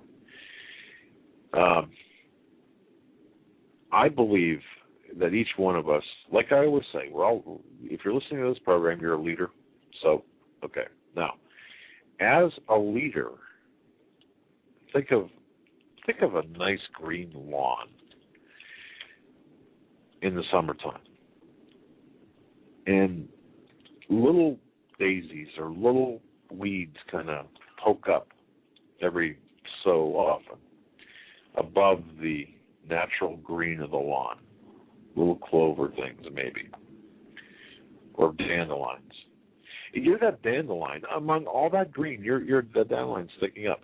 So you know that by being a leader, by having the views you have, by being a crusader for Christ, and I didn't mean anything, by the way, by that except the words, what I said. You know you're a dandelion. And what gets cut first when the lawnmower comes by? Well, the dandelions get cut, or the higher blades of grass get cut first. So you're taking a risk. But my heart tells me that at this point, we now have to start getting together and organizing, at least at a community level. We don't have to take, for example, there doesn't have to be any one specific leader, but we all have to work our positions. You know what I mean? Does that make sense? Anyway, yeah. Work our positions. If you're in Topeka, Kansas, and by the way, I want to say hello to Topeka. Let me raise this question. Yes. And I know how I feel about it because, whatever happens, but you approach your neighbors. You say, you mention things are getting bad. We're going to need to stick together. Things might happen where we're going to need each other. Right. Next thing you know, your neighbor's turning you in. But, I think it's how you approach them, and if it's in a conversational tone, because I don't think it'll matter. But you know what? The people listening to this program, the majority of people, and I've talked to them, you've got the gift of discernment. I believe that the people listening to this program, you know when to talk and when to shut up, right? I think you do. I think you know when it's safe to talk and when not to. I believe that's, and see, Joe, you often talk about, and others talk about, the little spirit, the voice inside. You have to listen to that voice. Mm-hmm. See, that's what I think that voice is going to be saying. Clear for takeoff. Or, hey, quiet, don't do it. So, to me, now, is there a chance of betrayal? There's never been a greater chance for betrayal. And is it risky? Certainly it's risky. But what's the alternative? Are you going to be able to fight this by yourself? The answer is no. Of course, you're going to have the armor of Ephesians, the armor of God. But are you going to be able to fight this by yourself in a practical sense? What's coming? No. Are you going to be able to stand up to a 6-7-man SWAT team at your door? Absolutely not. No. And it's just not going to happen. Like you always tell me, you need to pick your battles. That's true. And now, does that mean you don't fight? No, of course not. Not at all. Yeah, that the Holy Spirit is going to be talking in a big way. You find yourself in the position where you're looking at people at your door like that. You don't go grab your gun. You do. you pray to God, and He'll take care of you.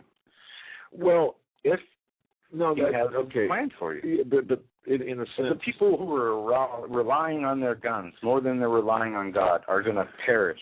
But wait, that's like saying, Joe, it's like, to me, what you just said there is like saying, if you're in the middle of the street and you see a bus coming at you at 60 miles an hour. No, that's different. I'm talking about, if we're talking about armies and people, army groups coming door to door to take you away, take your guns. Right. Would you rather not go willingly and maybe save somebody along the way before you die? Because in the Bible it says when they deliver you up, you don't have to worry about what you're going to say because He'll put it in your mouth. Well, I know Marianne had sent some really great information, and others did, about this, the responsibility to protect your family and yourself. Yeah, and from a Christian perspective. It says right here, before all these things they shall lay hands on you and persecute you, delivering you up to the synagogues, into the prisons, being brought before kings and rulers for my name's sake. And shall it turn to you for a testimony. Settle it therefore in your heart, not to meditate before what you shall answer. For I will give you a mouth and wisdom, which all your adversaries shall not be able to gainsay nor resist. Well, I might, at this point, folks, and this is where we mentioned, I think, earlier about Bank of America. Did we not talk about that? Yeah, there's a news story today. Okay. Bank of America. And this is one of the reasons why it perhaps might not make a difference. And here's the reason why. Bank of America is, well, we know what Bank of America is. They, in my view, they want to run down the Constitution of the United States of America, but despite their name. And Bank of America has frozen licensed gun manufacturers' deposits, stating that we believe you should not be selling guns on the Internet. Now, this was a rumor, I think, last week, as you were telling me, Joe, and now it's been confirmed. That American Spirit Arms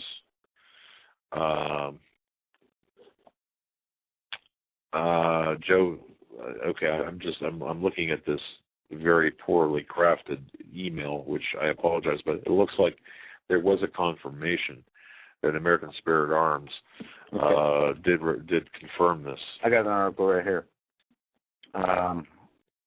It's pulling up here now. Okay. Bank of America. Okay, it says, my name is Joe Strockman, owner of American Spirit Arms. I wanted to share my recent experience with Bank of America. That's different from this guy I got. Okay. So my point is this. We might not have, there might not be a shot fired because think about this. No, I'm sorry, American Spirit Arms. Okay. Those of you who own businesses, or even if you just work for a living like you just get a paycheck, what would happen at that point if, for example, they say, well, you know what, we're going to freeze your bank account? They won't have to fire a shot to take you out economically. And if you're taken out economically, what are you going to do at that point to feed your family?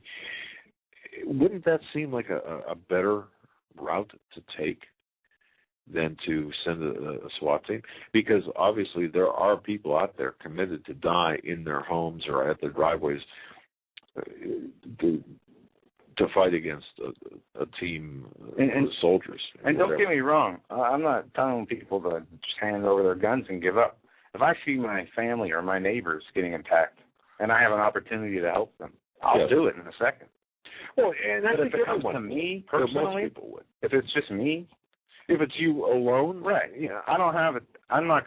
Those who try to save their lives will lose it. Those who lose their lives for others will surely save it, is what the Lord said. And we'll get into that more at a later time because there's a spiritual component to that. But I personally believe that God has told us, or God has instructed us that we do need to fight and protect ourselves, protect our family in that vein. But with this Bank of America, if this bank and see, I've dealt with merchants over the internet, for example, we have a merchant account where we take MasterCard and Visa. Well, that was from actually because of the textbook I wrote, and colleges were buying them, and they required the MasterCard and Visa system. So anyway, the having that system, if there was you had to qualify. You had to jump through hoops. So folks that have businesses, you know what I'm talking about. There's certain things. I can see where the bank could shut you down and freeze your bank account or freeze your merchant account if they believe that you are doing something against the terms of the bank or of whatever merchant account you're dealing with. And that's one way. And think about that. Think how quickly, or think how effective that could be. So there are a number of ways that this could play out without a shot being fired. And the weird thing about this whole thing is the owner says that his sales have jumped 500% in their e-commerce, bringing Bank of America more money. Well, but yet, now I have to, and I read that, but what we have experienced is that our website orders have jumped 500%, causing our website e-commerce processing large deposits. Okay, all right. Well, this threw up a huge red flag with Bank of America. Okay, I see what this gentleman's saying. In other words, that spike in sales, and they will do that. They will monitor, for example, monitor, not freeze and terminate your account. Well, no, unless you have to be proven guilty of something before. No.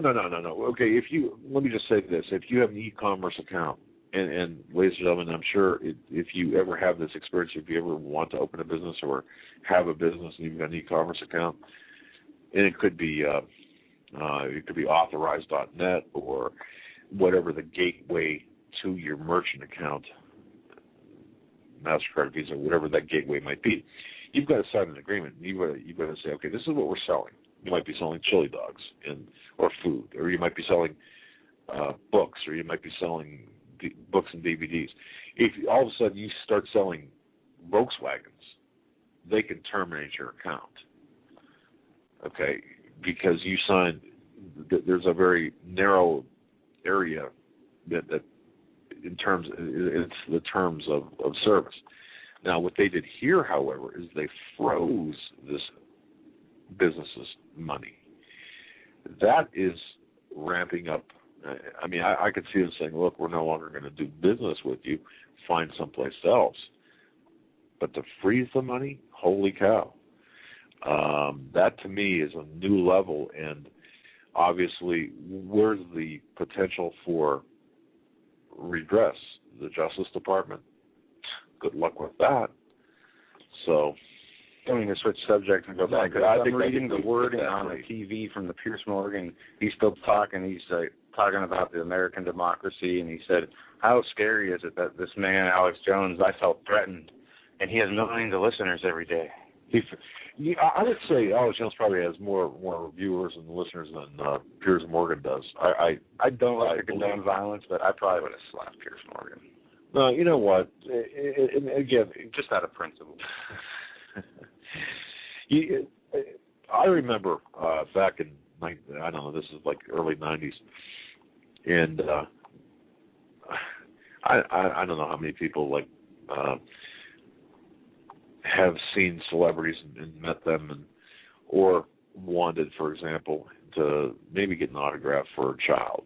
Okay, I was in Las Vegas, and there was a gentleman walking by, and my wife says, "Hey, you know, I kind of I liked him acting in this particular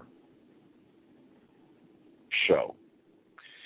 I said, "Yeah, I'll go up and ask him if I could grab an autograph." And now, I will not bother people if they're eating or if they're certainly if they're involved in something or if they're talking or whatever. But this guy was just walking down the hallway. And I must say walking rather slowly, and I'm not going to name the person. And I said, "Excuse me, would you mind giving my wife an autograph here, signing this for my wife?" And he looked at me and said, "I don't have time." Now, I said fine. Thank you. I didn't mean to bother you, and that would left it at that. I'm not sure where I was going with that, with the story, but I forgot who you said you were asking an autograph. No, I didn't name the person, but I guess it speaks to the I guess when, for example, Piers Morgan and others. I guess I was trying to make the point of they've got this thing inside their head where they think there's something very special, and they're just like us. Just because they're on television doesn't make them any different. They still bleed. They still have bodily functions. I mean, it just so when you get to that point, that level of, and that's I have to believe as well that there is a mindset of the progressives, communists, socialists, fascists, that they inherently believe that they are special. Even to the point, and I heard this by Gary Bell, A View from Space is his radio show. It's on Saturday nights from 8 to 11:30 p.m. Eastern Time. It's 6:40 a.m. Toronto. I recommend anyone to listen to that. His name again is Gary Bell. But the elitists, the Illuminati, the people in power have this idea that they are different. Not only different, better different, but different, like they've got special DNA. Now think about that for a moment. Like the DNA of the bloodline of Christ. I mean, that DNA kind of stuff. Yeah. And we're nothing but, we're bottom feeders. Yeah, useless eaters, as they say. And yes, we are going to be taking calls the whole third hour to answer your question in the chat room, Ruth. So give us a call at 661-244-9839, and we will take your call in the next hour. And anybody else that we can fit in. Why don't we do this?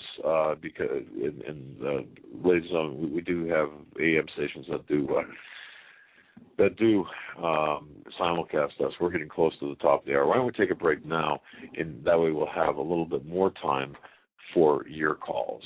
Is that all right with you? What we'll do is I'll play a 1-minute clip of Ted Cruz talking about Obama trying to scare people with a financial apocalypse, and then we'll go to a quick commercial and come right back.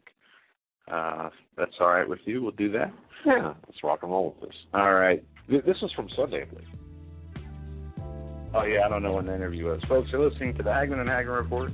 We'll be right back after this quick clip of Representative Ted Cruz talking about Obama's financial Armageddon collapse, and quick word from our sponsors and your phone calls coming up next.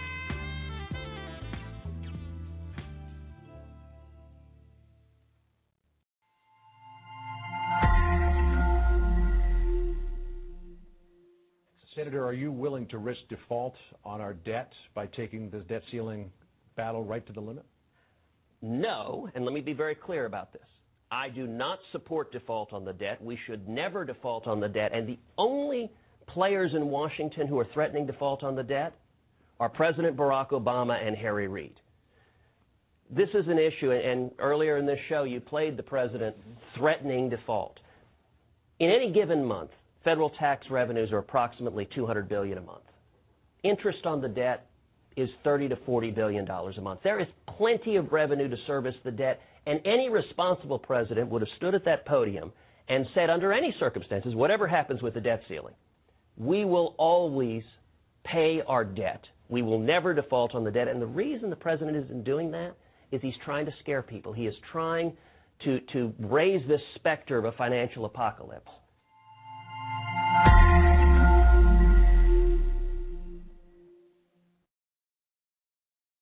Hi folks, Doug Hagmann here. You might know me as the co-host from the Hagmann and Hagmann Report, or as a frequent guest on Coast to Coast AM with George Norrie. If you're like me, you're tired and confused over today's headlines. You just don't know where to turn for accurate, concise information about really what's going on, what's truly going on in today's society. If you don't know where to turn for accurate, well-researched, and properly vetted news, I've got a suggestion. In fact, it's a requirement. Bookmark Canada Free Press. That's CanadaFreePress.com on the internet. It's just not for Canada. It's for news across the world. Judy McLeod, founding editor, has put together a vast array of talented writers like Kelly O'Connell, Daniel Greenfield, Dr. Eileen Johnson-Powell, a lot of guest columnists, very talented writers. Folks, that's Canada Free Press at CanadaFreePress.com. Now mobile friendly. Follow on Facebook, because without America, there is no free world.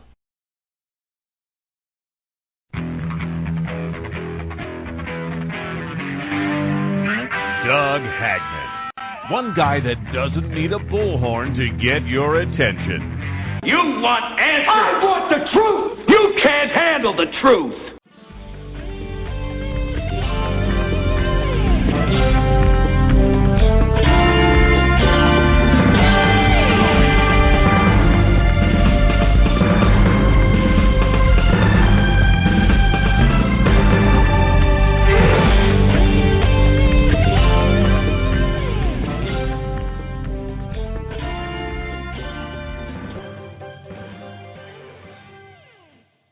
And welcome back to our third and final hour. Folks, you're listening to the Hagmann and Hagmann Report. This is live. Today is the 7th day of January 2013. You could have saved that instead of the first month, 7th day. I could say, yeah.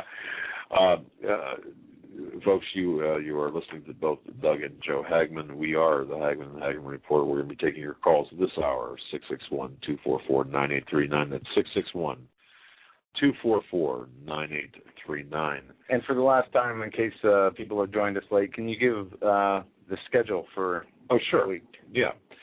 And by the way, folks, if you go to HomelandSecurityUS.com, we're in the process of updating it. Like I said, remember, this weekend we'd have time. Well, how time flies. But we are in the process of updating it. So we have a new section on the menu bar. In fact, the menu bar is going to change radically. But a new section, upcoming radio show guests and special programs. You can always check there, because as soon as we schedule a guest and lock the guest in, we'll put that up there. But this week, Thursday, we are going to welcome Nathan Leal from The Watchman's Cry.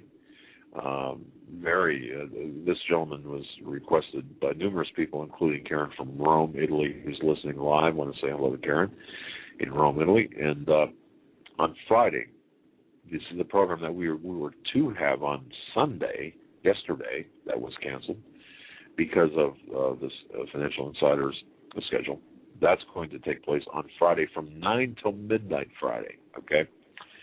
So, Thursday, Nathan Leal from The Watchman's Cry. Which Watchman's Cry? The link is right on there at HomelandSecurityUS.com. And then Friday, Steve Quayle and his Financial Insider. The information, by the way... And then Sunday. Oh, and Sunday, Tom Horn. 3-hour special, 9 to midnight also. Yes. Same time as Friday. Right. And Tom Horn wrote with Chris Putnam the book Petrus Romanus, and what a tremendous book that was. I read that. It's unbelievable. I haven't had a chance, but you gave me this information and things to read tonight, and I will be doing that this week for sure. I want to say this as well. Like I said, we're going to be making some really huge additions to the website. We're putting together our resource library for you. We're populating that right now as well. So some good things happening on the website. The subject of Thursday is going to be about Obama's inauguration. That's going to be like a primary subject. There's some things that are planned. You can visit watchmanscry.com and get a early flavor of that program as well. And we've got other people lining up, or that we will line up and put on that page when appropriate. So, with that, we can go to phone calls, and thank you for your patience and for listening to the program, each and every one of you. All right, we're going to go to area code 417. 417, you're live on the Hagmann and Hagmann Report. Hey, Doug. Hey, Joe. How you doing? Good. How are you? Oh, doing great. I just want to let you know that here in Missouri, we've been watching and listening to you guys for about 6-7 months, I guess. And just want to say God bless you guys. You do a fantastic show. And, boy, I appreciate what all you guys do. I really do.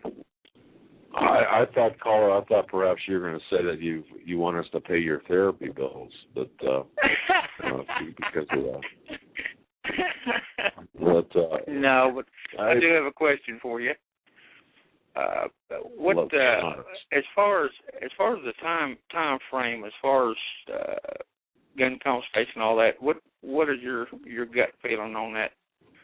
I know you guys can't give a point of a time and date and all that stuff. I understand that. But what's your time frame? Are you thinking 60, 90 days, or what you thinking? You know, that's a great question.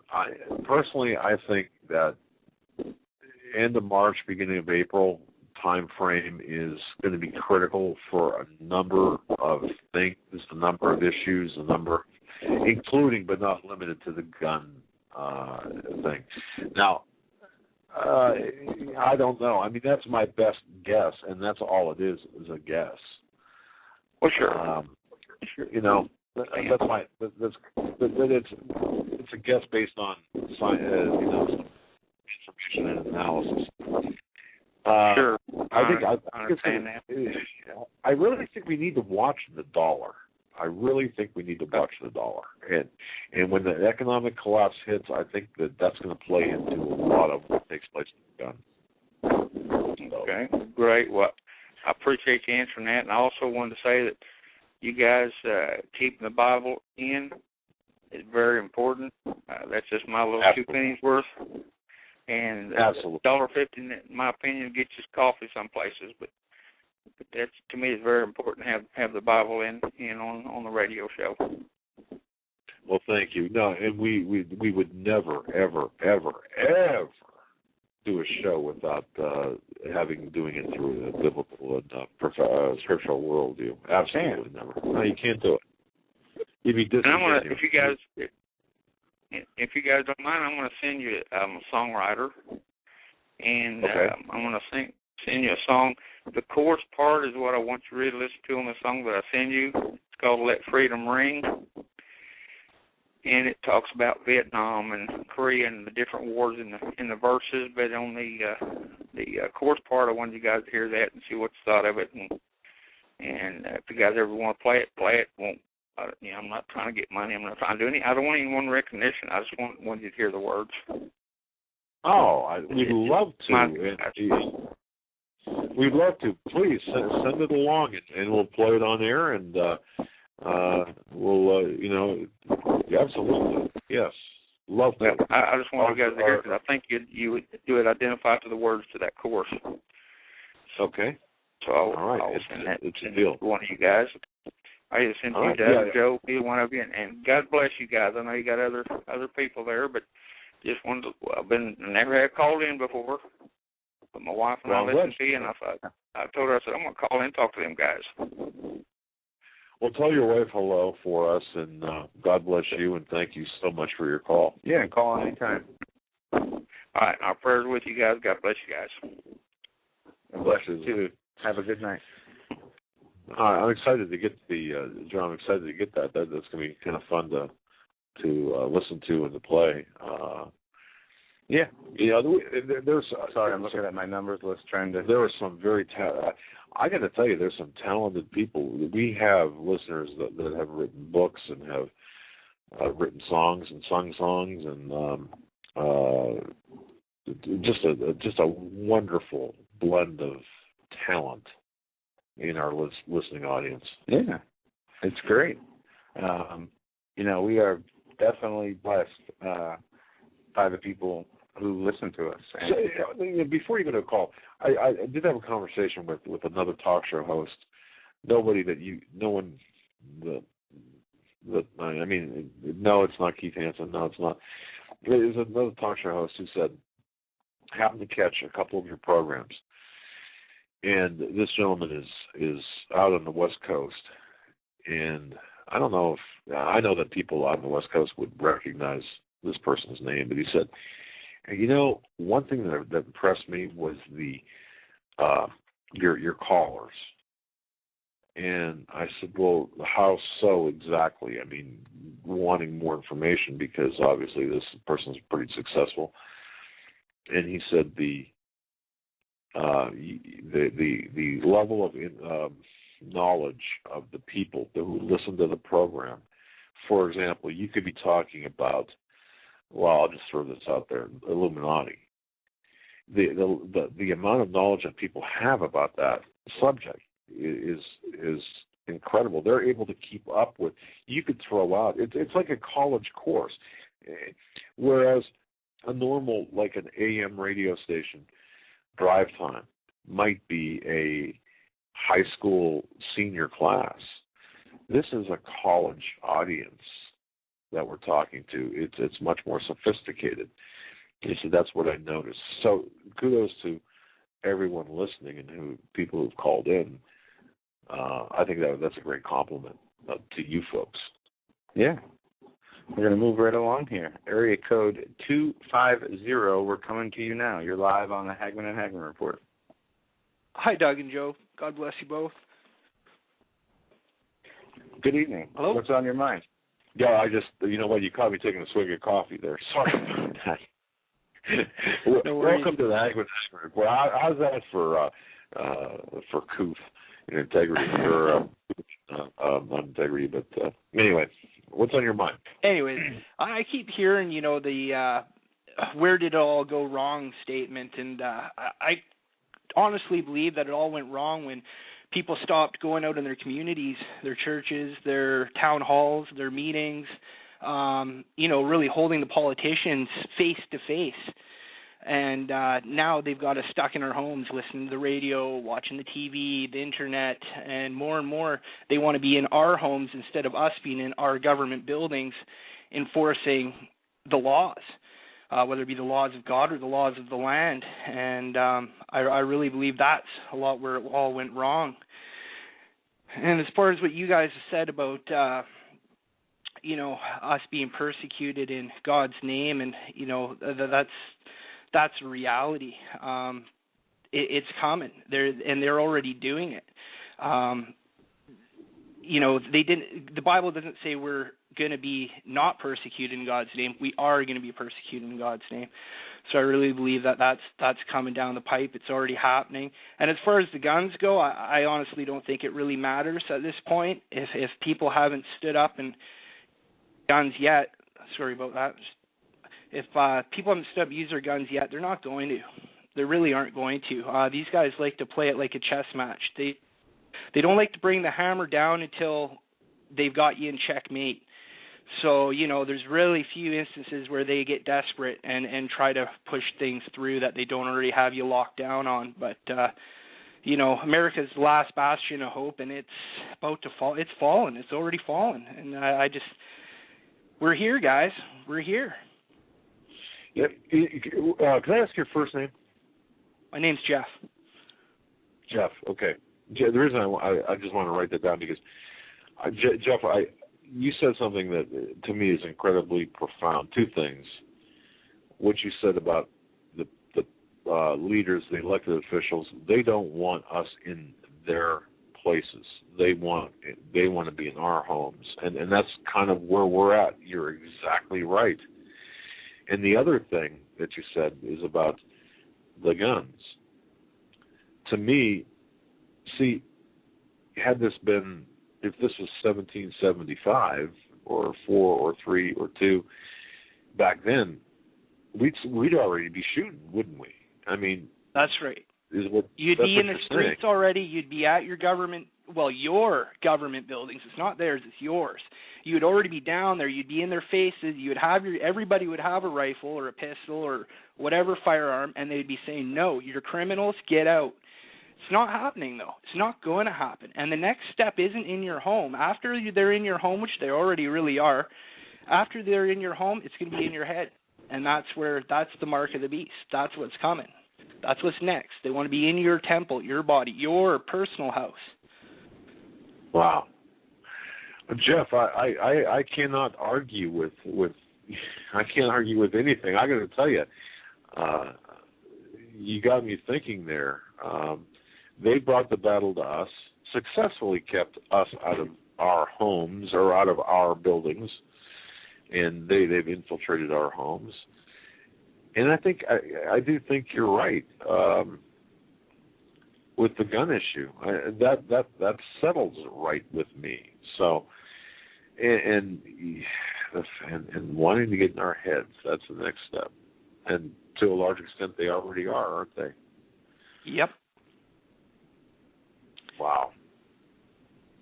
And you've just proved the conversation I had with the talk show host about the college-level intellectual conversations. What a great call. Anything else, my friend?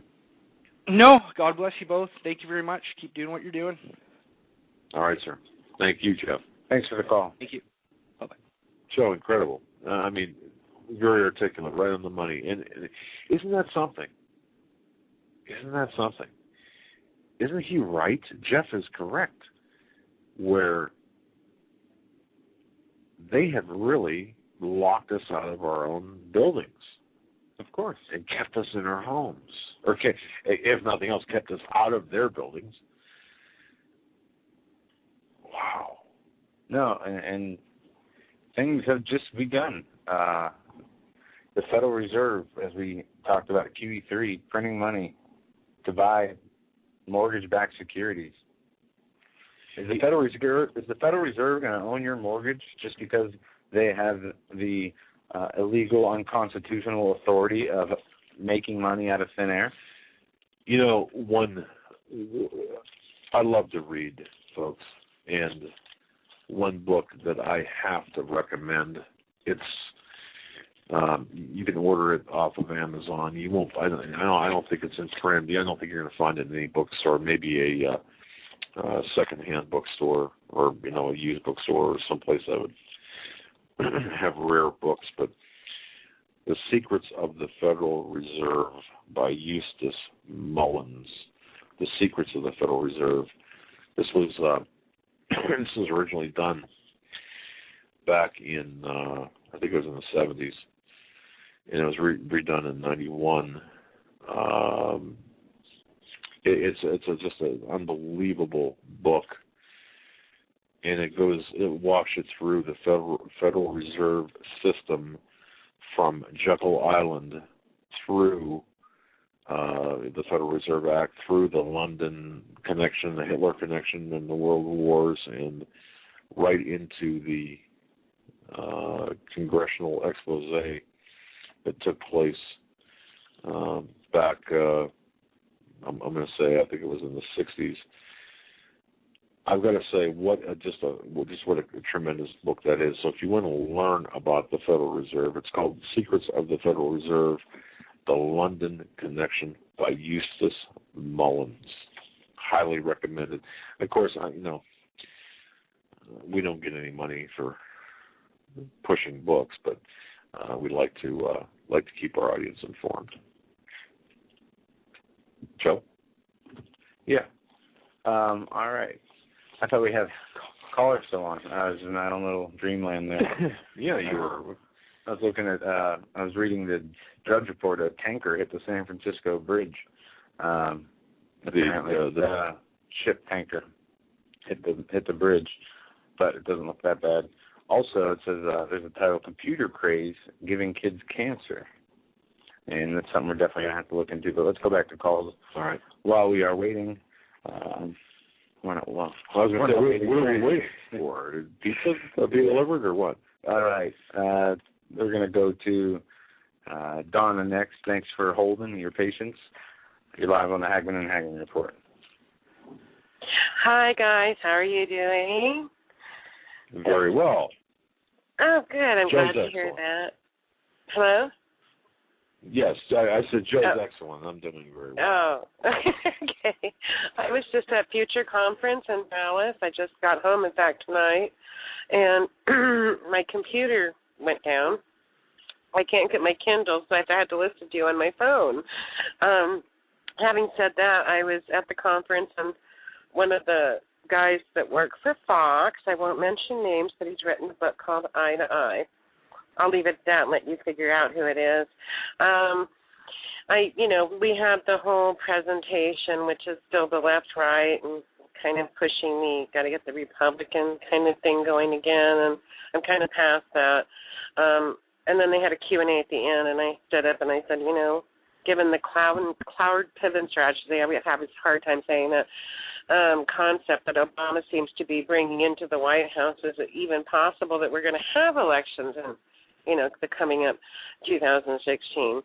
And that was one of 3 questions, but the thing I got was a political answer. In fact, the question I asked was totally avoided, as if I didn't even ask the question, and side-skirted and went into something that I didn't even ask. Having said that, I thought, I was kind of upset about the fact that I don't like political answers. I would rather I don't know what you're talking about, or don't answer the question, or I don't want to answer that question. I would have preferred that. However, I thought, well, okay, whatever.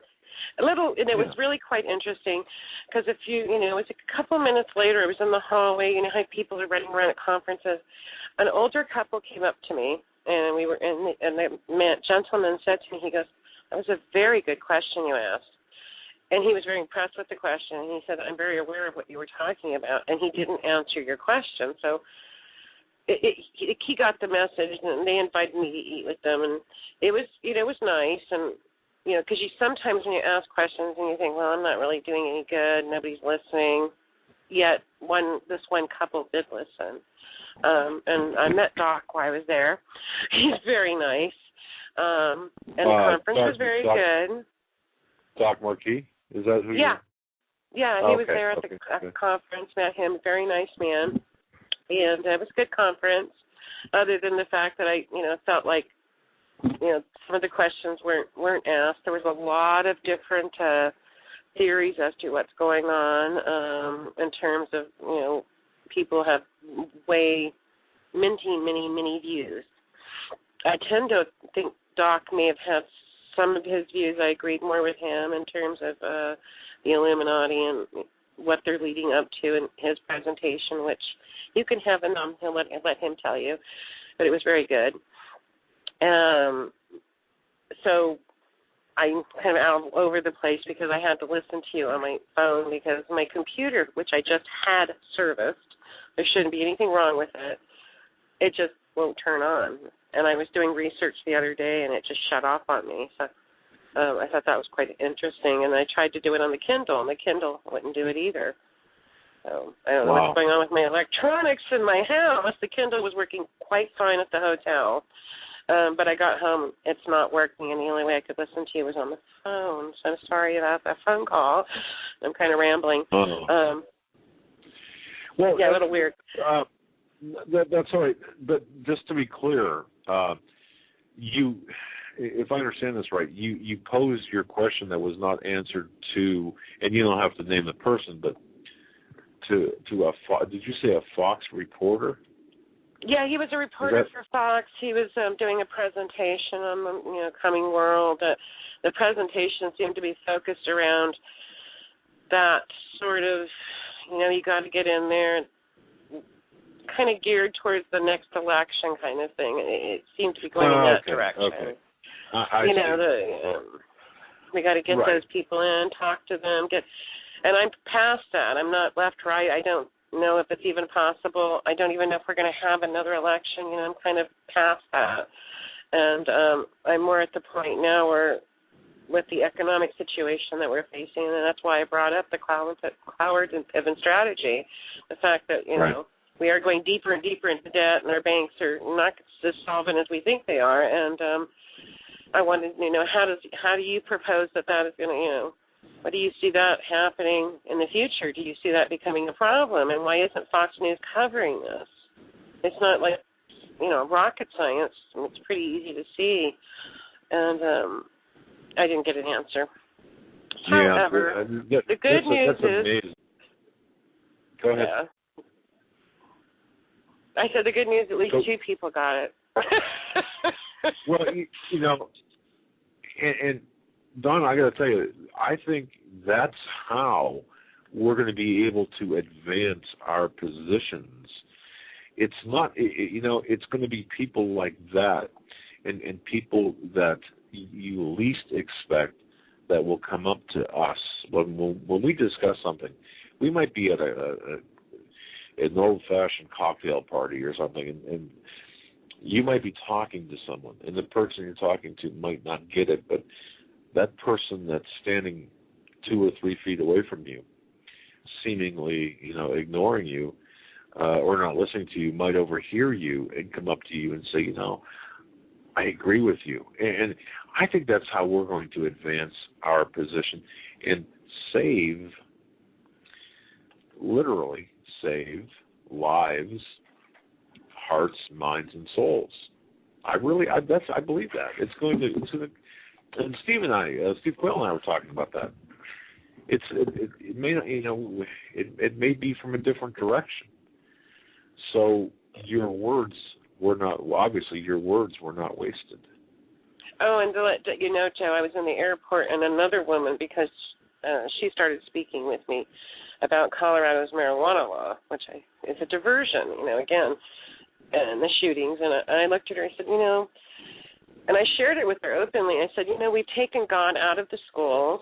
The kids that did the Columbine shooting, were wearing natural selection T-shirts, even though that wasn't really mainstream news, but they were. And then I proceeded to say, when you take God out of the schools, you tell kids they're made from an accident, like they're nothing except slime that evolved into something. And then we wonder why we're having the problems. I don't think marijuana is the primary issue here. And because it went from marijuana to driving to shooting, how conversations go. I said, I think our primary problem is that nobody knows God anymore in schools. And we don't, I had to memorize the preamble to the Constitution in my 6th grade class. I said, they don't do that anymore. So this is another conversation. As I was traveling, I was talking to people. So I thought that was good because she sat and looked at me for a few minutes and stared. And I said, when you take God out of everything and we're just nothing but an accident and we wonder why we have a depraved society. And we talked a little bit about the French Revolution and how those people at that particular time were all the same, religion, as Anne Barnhart stated in her Vendée. And that was very telltale in the sense that they were all the same religion. But once that proto-Marxism kind of concept and godlessness entered into one group, they became vicious. Yes. Vicious. And her ending with flashing on our society, and you don't think it could happen, that really touched me. It left an impression like, whoa, we're in trouble.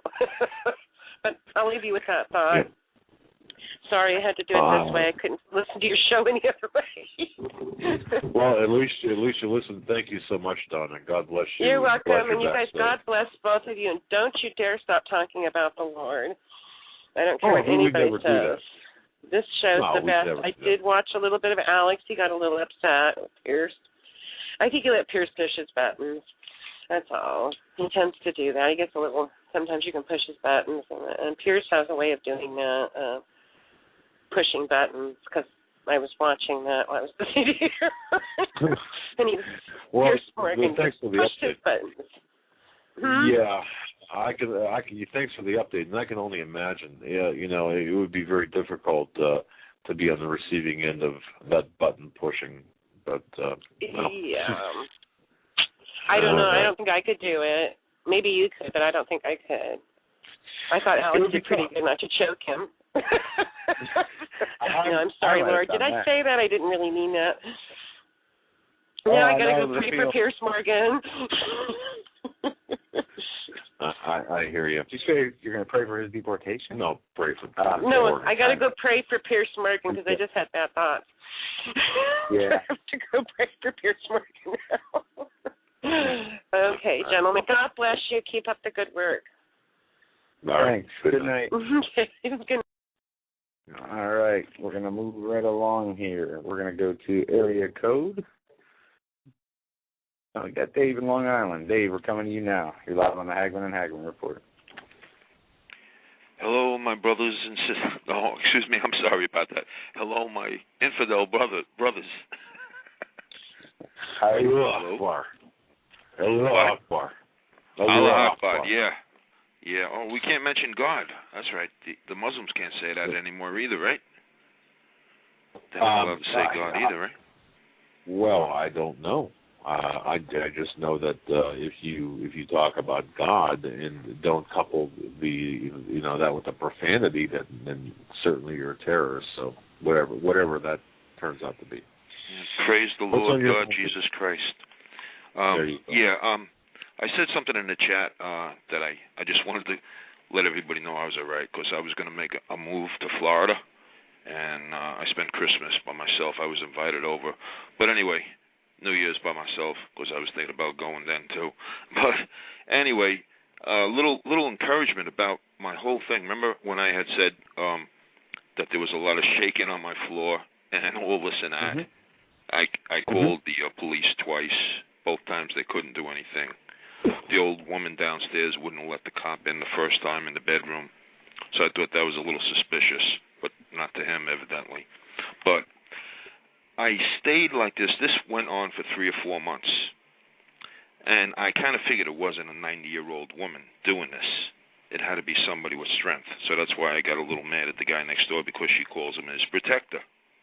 And he was in my face one time, and I just told him, get out of my face. I was like Alex+Jones, and he did get out of my face.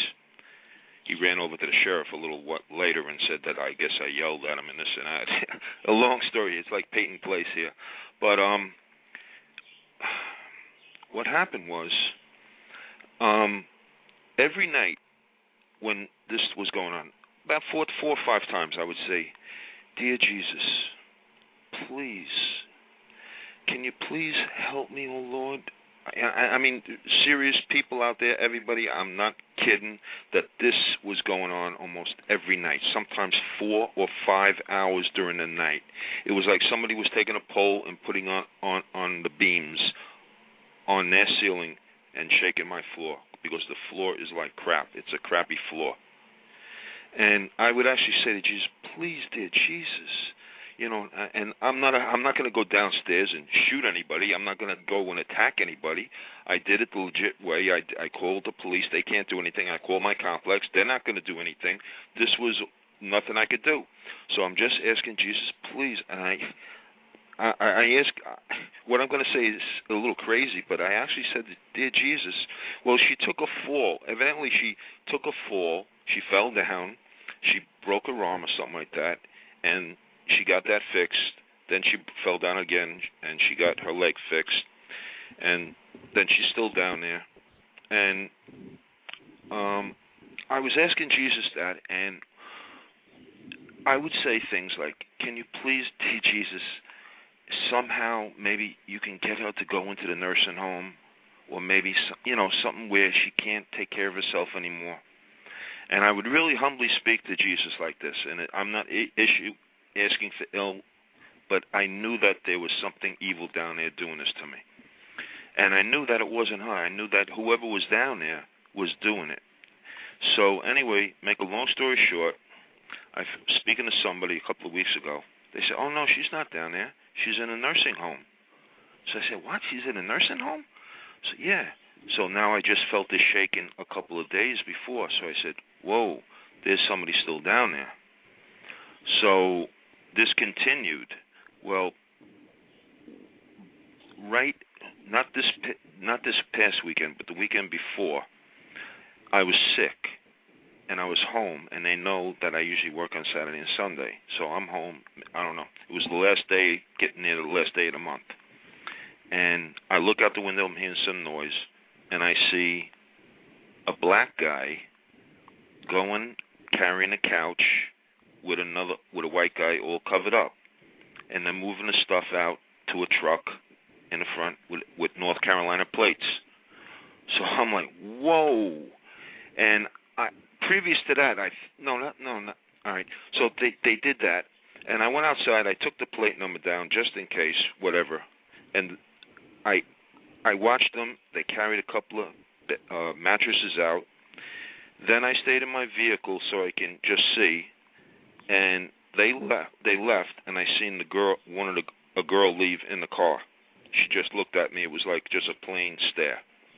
They left. I found out later that the grandmother allowed her granddaughter to live down there, I guess sometimes, and she was going with a black guy. Now, I'm not a racist. I love Vern. I love Alan West, Alan Keyes. But evidently, they must have heard me talking on this show. I must have a little loud voice. I do. And they must have heard me ragging on Obama. And I guess that touched this black guy. And this is what I feel. And now they're gone. They are gone. For the past 4 or 5 nights, there's been no shaking in this apartment, and it's been beautiful. And this is just something that I just wanted to say to everybody. Things are going to get bad, and I just believe that Jesus is going to be there so much for us. I don't think there's going to be no rapture. We're going to go through this tribulation. But I think as long as we stay in a state of grace, we stay true to His Word, we stay out of sin, we praise the Lord, and I mean praise Him and trust in Him, I think we will get through this. I mean, I don't know. All I know is that when I praised the Lord, when I was going around here and I knew that they were doing evil to me, doing this, I would praise the Lord, and it would give me some strength. It would give me strength that I would get so... I would do chin-ups. I was doing like almost 30 chin-ups, not at a time, but 3 sets, and then I'd do some more.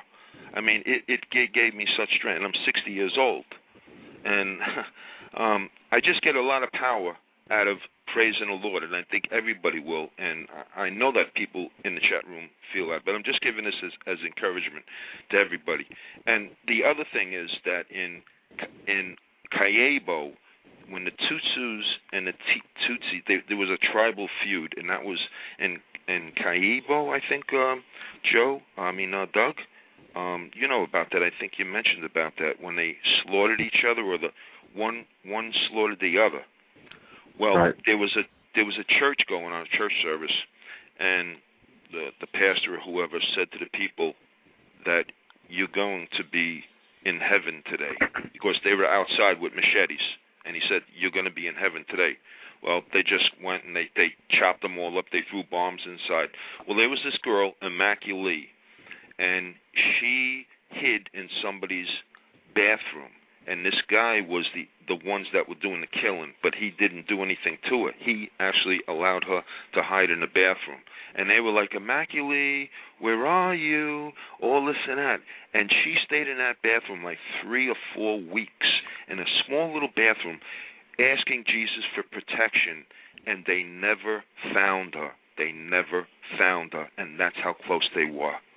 So I'm just saying, yeah. And the other thing I'd like to say, in Conyers, Georgia, in '94, when I went to see somebody, a visionary, Nancy Foley, she's passed away. This stuck in my mind, and now I'm thinking about it now. But she said she saw a vision. She saw a vision, and she seen Chinese troops coming upon our shores. So. Wow. Well, a lot of people have had dreams, visions, whatever you want to call them, about foreign troops on our soil, and it's. Can you imagine civil strife here in this country, a civil war, and how vulnerable we would be, especially with our military spread out everywhere else? It's not too hard to fathom that taking place. So it's very, very possible. It's unbelievable, Doug. It's because this country has accepted homosexuality, abortion, all these very, very evil sins to the Lord, abominations. I mean, you can't get any worse than that. And then that's why God is saying, hey, okay, you want to do evil, you want to do all this, well, then I'm gonna let you have an evil president, and you want to stand by him, well, then you'll reap what you sow. Let him then do what he's got to do, and then you'll see. But real quick, can I say this, Doug? The real reason why Obama gave the bust of Winston Churchill back, I believe, was because Winston Churchill, in the River War, it's called, I found this, 1899, and I'll just read just a few paragraphs, if I may. Could I, Doug? Go ahead. All right. How dreadful are the curses which Mohammedanism lays on its votaries, besides the fanatical frenzy which is as dangerous in a man as hydrophobia in a dog. There is the fearful fatalistic apathy. The effects are apparent in many countries, improvident habits, slovenly systems of agriculture, sluggish methods of commerce, and insecurity of property exist wherever the followers of the prophet rule or live. A degraded sensualism deprives this life of its grace and refinement, the next of its dignity and sanctity. The fact that in Mohammedanism law, every woman must belong to some man as his absolute property, either as a child, a wife, or a concubine, must delay the final extinction of slavery until the faith of Islam has ceased to be a great power among men. I mean, this is the real reason why, right? It could very well be, and I do suspect that that's probably closer to the cause than anything I've heard before. Churchill was very vocal about Islam, especially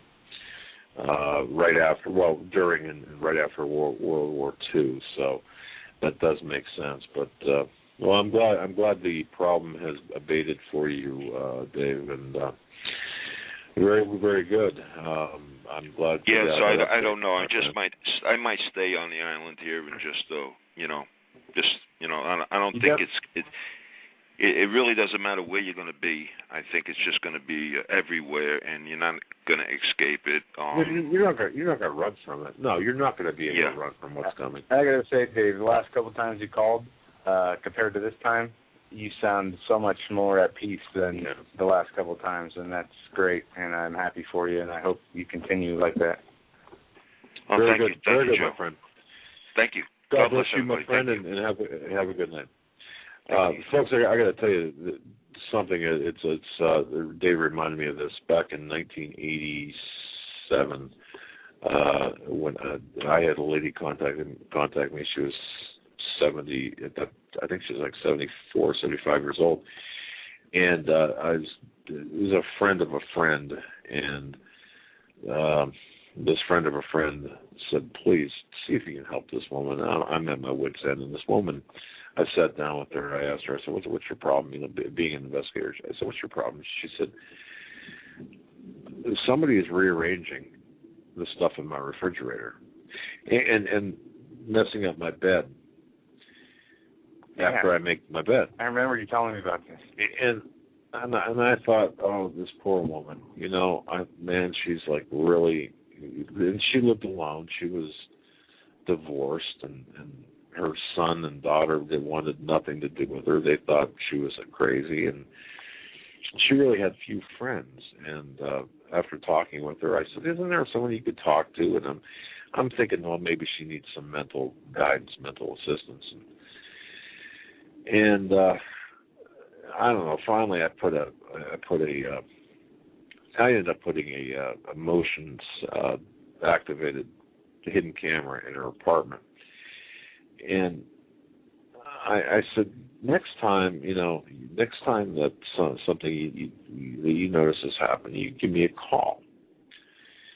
Well, I think it was like 2 or 3 weeks that went by, and I had kind of forgotten about it and thinking, this woman was just a little bit off, and lonely and misguided. And she called me, and she said, "Well, it happened twice." So I said, "Okay, I'll be down," and I took a look at the video. And wouldn't you know it, honest to goodness, her ex-husband, who he must have been like 80 years old, had copied the key to her home or apartment. It was like a duplex, and was trying to make her think that she was crazy. So he'd go in. And I had video of him. What a sick person. Seriously, I had, she would have, I remember this, she would have she'd just gone to the store to buy a gallon of milk or juice or whatever, and he would dump half of it down the drain and then mess up the stuff on the couch, move a lamp like a foot, okay, a floor lamp like a foot. Do little things to make her believe that she was going nuts. Mm-hmm. And I had asked her who else had the keys to the apartment. Well, she said no one. And of course I'm thinking, okay, this poor lady. Well, she did not realize that her ex-husband had actually copied the key of her, had a duplicate key. And for whatever his motives were, he was trying to drive her insane, and almost succeeded, and almost made me believe that she was just lonely and in need of help. But, folks, things are not always as they appear. No, that's right. And I remember you telling me that story before. That's creepy. Somebody would do you. For what, a little revenge or... And at that age, you'd think it's so, how devious. Yeah. And what do you gain from that? It's, exactly. And I mean, it's not like she had any money, and it's not like, much money, and it's just weird. The whole thing was weird. It's creepy. Creepy's a good word. All right, we're going to go to area code 912. You're up next on the Hagmann and Hagmann Report. Hey, Doug and Joe. This is Daniel. How's it going? I'm doing all right. What's up? I just wanted to say that I really wanted to give y'all props as far as y'all radio show. I'm from a different background probably, but listening to all these stuff and everything that y'all been talking about has really blessed me. I really want to give a shout out to Doug. He's closer to my age. I'm 27. I started learning about the Illuminati, Satanism and hip hop and modern music, and finding out about the symbols and the signs and all these other things. And it's been a great journey. I've been on this journey for maybe about 3 years, just learning everything that I can learn. I had to pretty much use my mind as like a erase board and erase what has been taught to me and learn from the guys, asking him to, show me the way through the Holy Spirit and lead me to, the truth, and be able to show the truth from, BS and other things that might be. But I actually wanted to make a comment on what I believe, I forgot who was talking about it, but we were talking about if the military came to your house and, it was just you, why would you fight or, shoot guns or do anything like that? And I wanted to actually point to the scriptures when Jesus came on Pentecost, and he said that, you would do greater things that I've done as well as the things that I've done. Now, we know the things that he's done as far as, laying hands, raising the dead, and, casting out demons and all those other things. But those greater things, I believe those greater things are going to be unlocked in this particular time. Just like David had only one rock but took down a giant, and, all the other different stories where everyone thought that the little one couldn't do it but was able to. So I believe those greater things that we're going to be able to do might be, out there in the wild. People might say sci-fi or this, that, and the other, but, like Jesus, when they tried to stone him, he made everybody, they didn't know where he went, and he walked through the crowd.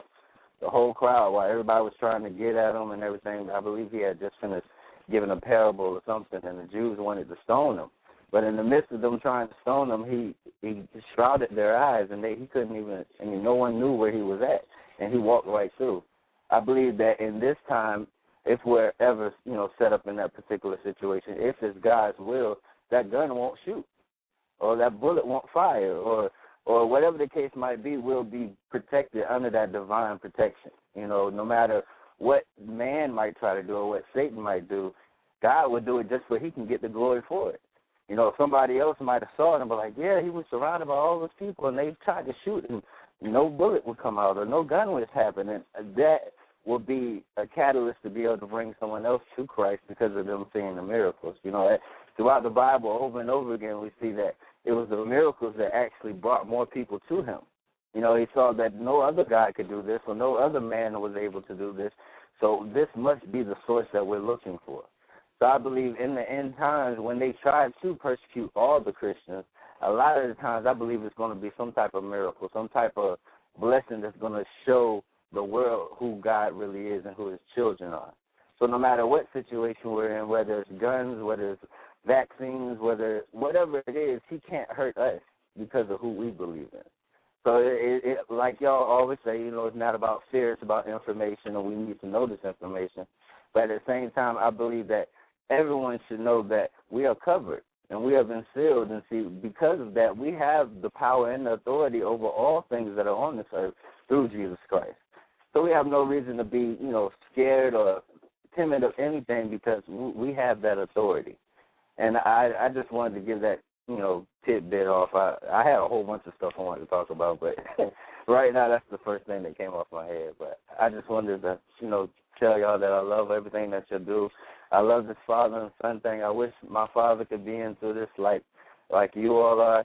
And I like the dynamic, the older generation bridging with the younger generation. So now you can not only get the older people or the people that might have more of an intellectual thought process, but you can also get the younger ones that have more, I would say, faith prospect as far as, how in the Bible it says, you have to have a mind of a child in order to believe things of the kingdom of heaven. It takes being able to believe and having faith as well as the intellect and the information together to actually truly get the kingdom of God and what he's trying to bring forth through his prophets, through his servants, and through everything else that happens. Because it says, that God will not do anything. It says, surely God will not do anything without first telling his prophets, the servants.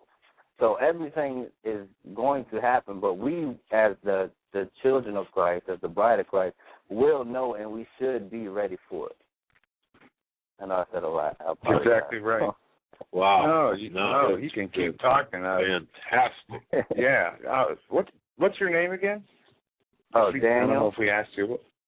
Daniel. Okay. Daniel? No, what a great call. You are so right on the money. Yeah, I like it when you said about Jesus walking through the crowd and that, and no one recognized him or saw him or whatever you want to call that. And that divine protection you talk about. Yes. That is what you need to rely on.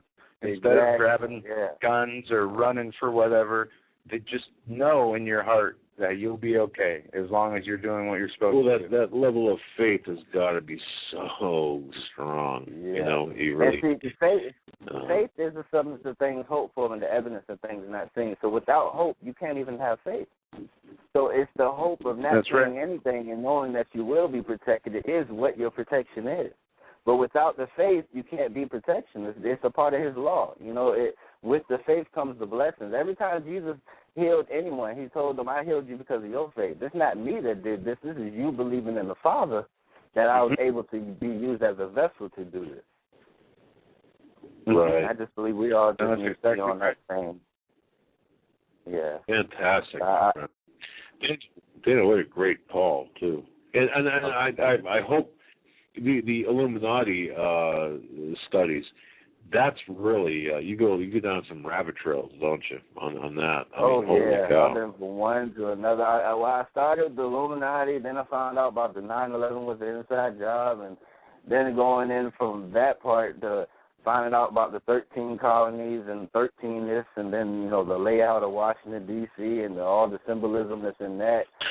Everything was brought together under this dark energy, and we're the light of the world through all this darkness. And it's through the light that they see us that they want to ask that question, where did they get that from? And that's when we get the chance to witness to them and bring them closer to the kingdom of God.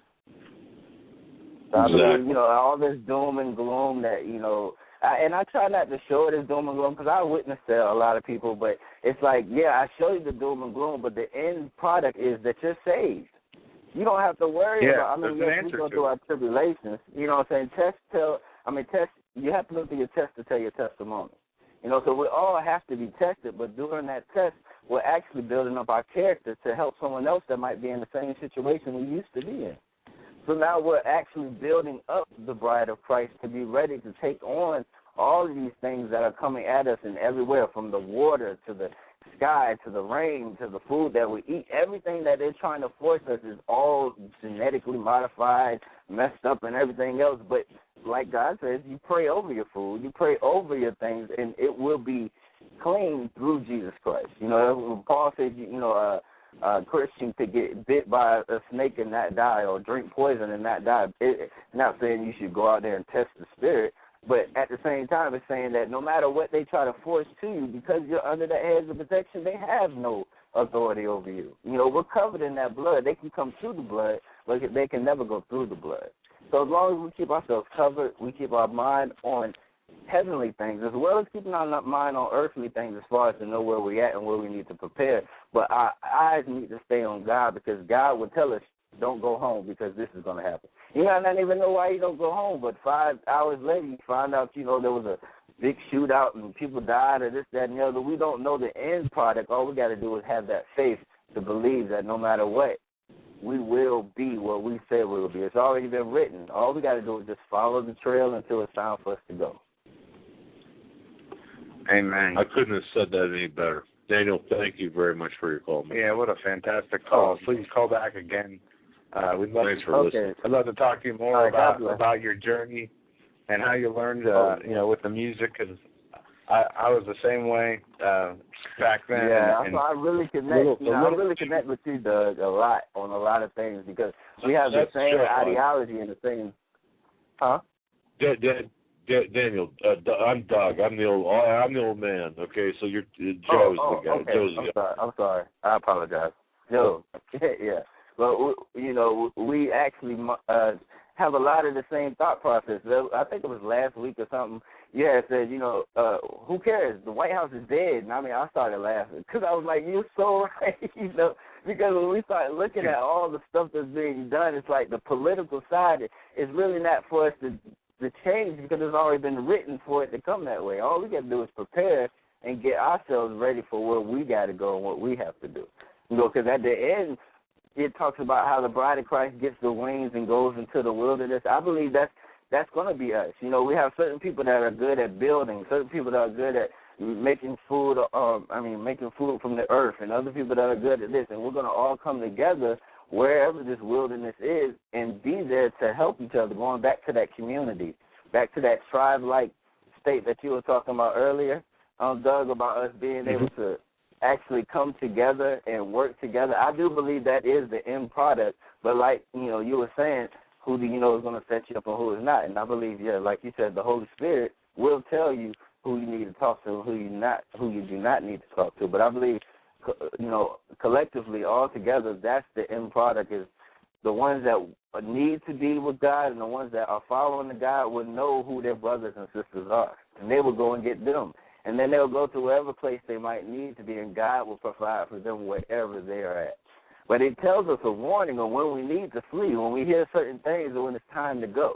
And it makes so much sense, because now we hear about martial law and this, that, and the other, and the best place to be is nowhere in the city, be out there in the wilderness or somewhere, not around a whole bunch of metropolitans. Jesus said that 2,000 years ago. When the son of perdition stands in the temple and calls himself God, know that it's time to leave. He says, don't go back to Judea. Those that are on the roof, don't go back to your house to collect things. Leave. Go into the wilderness, because of what's about to come is the persecution.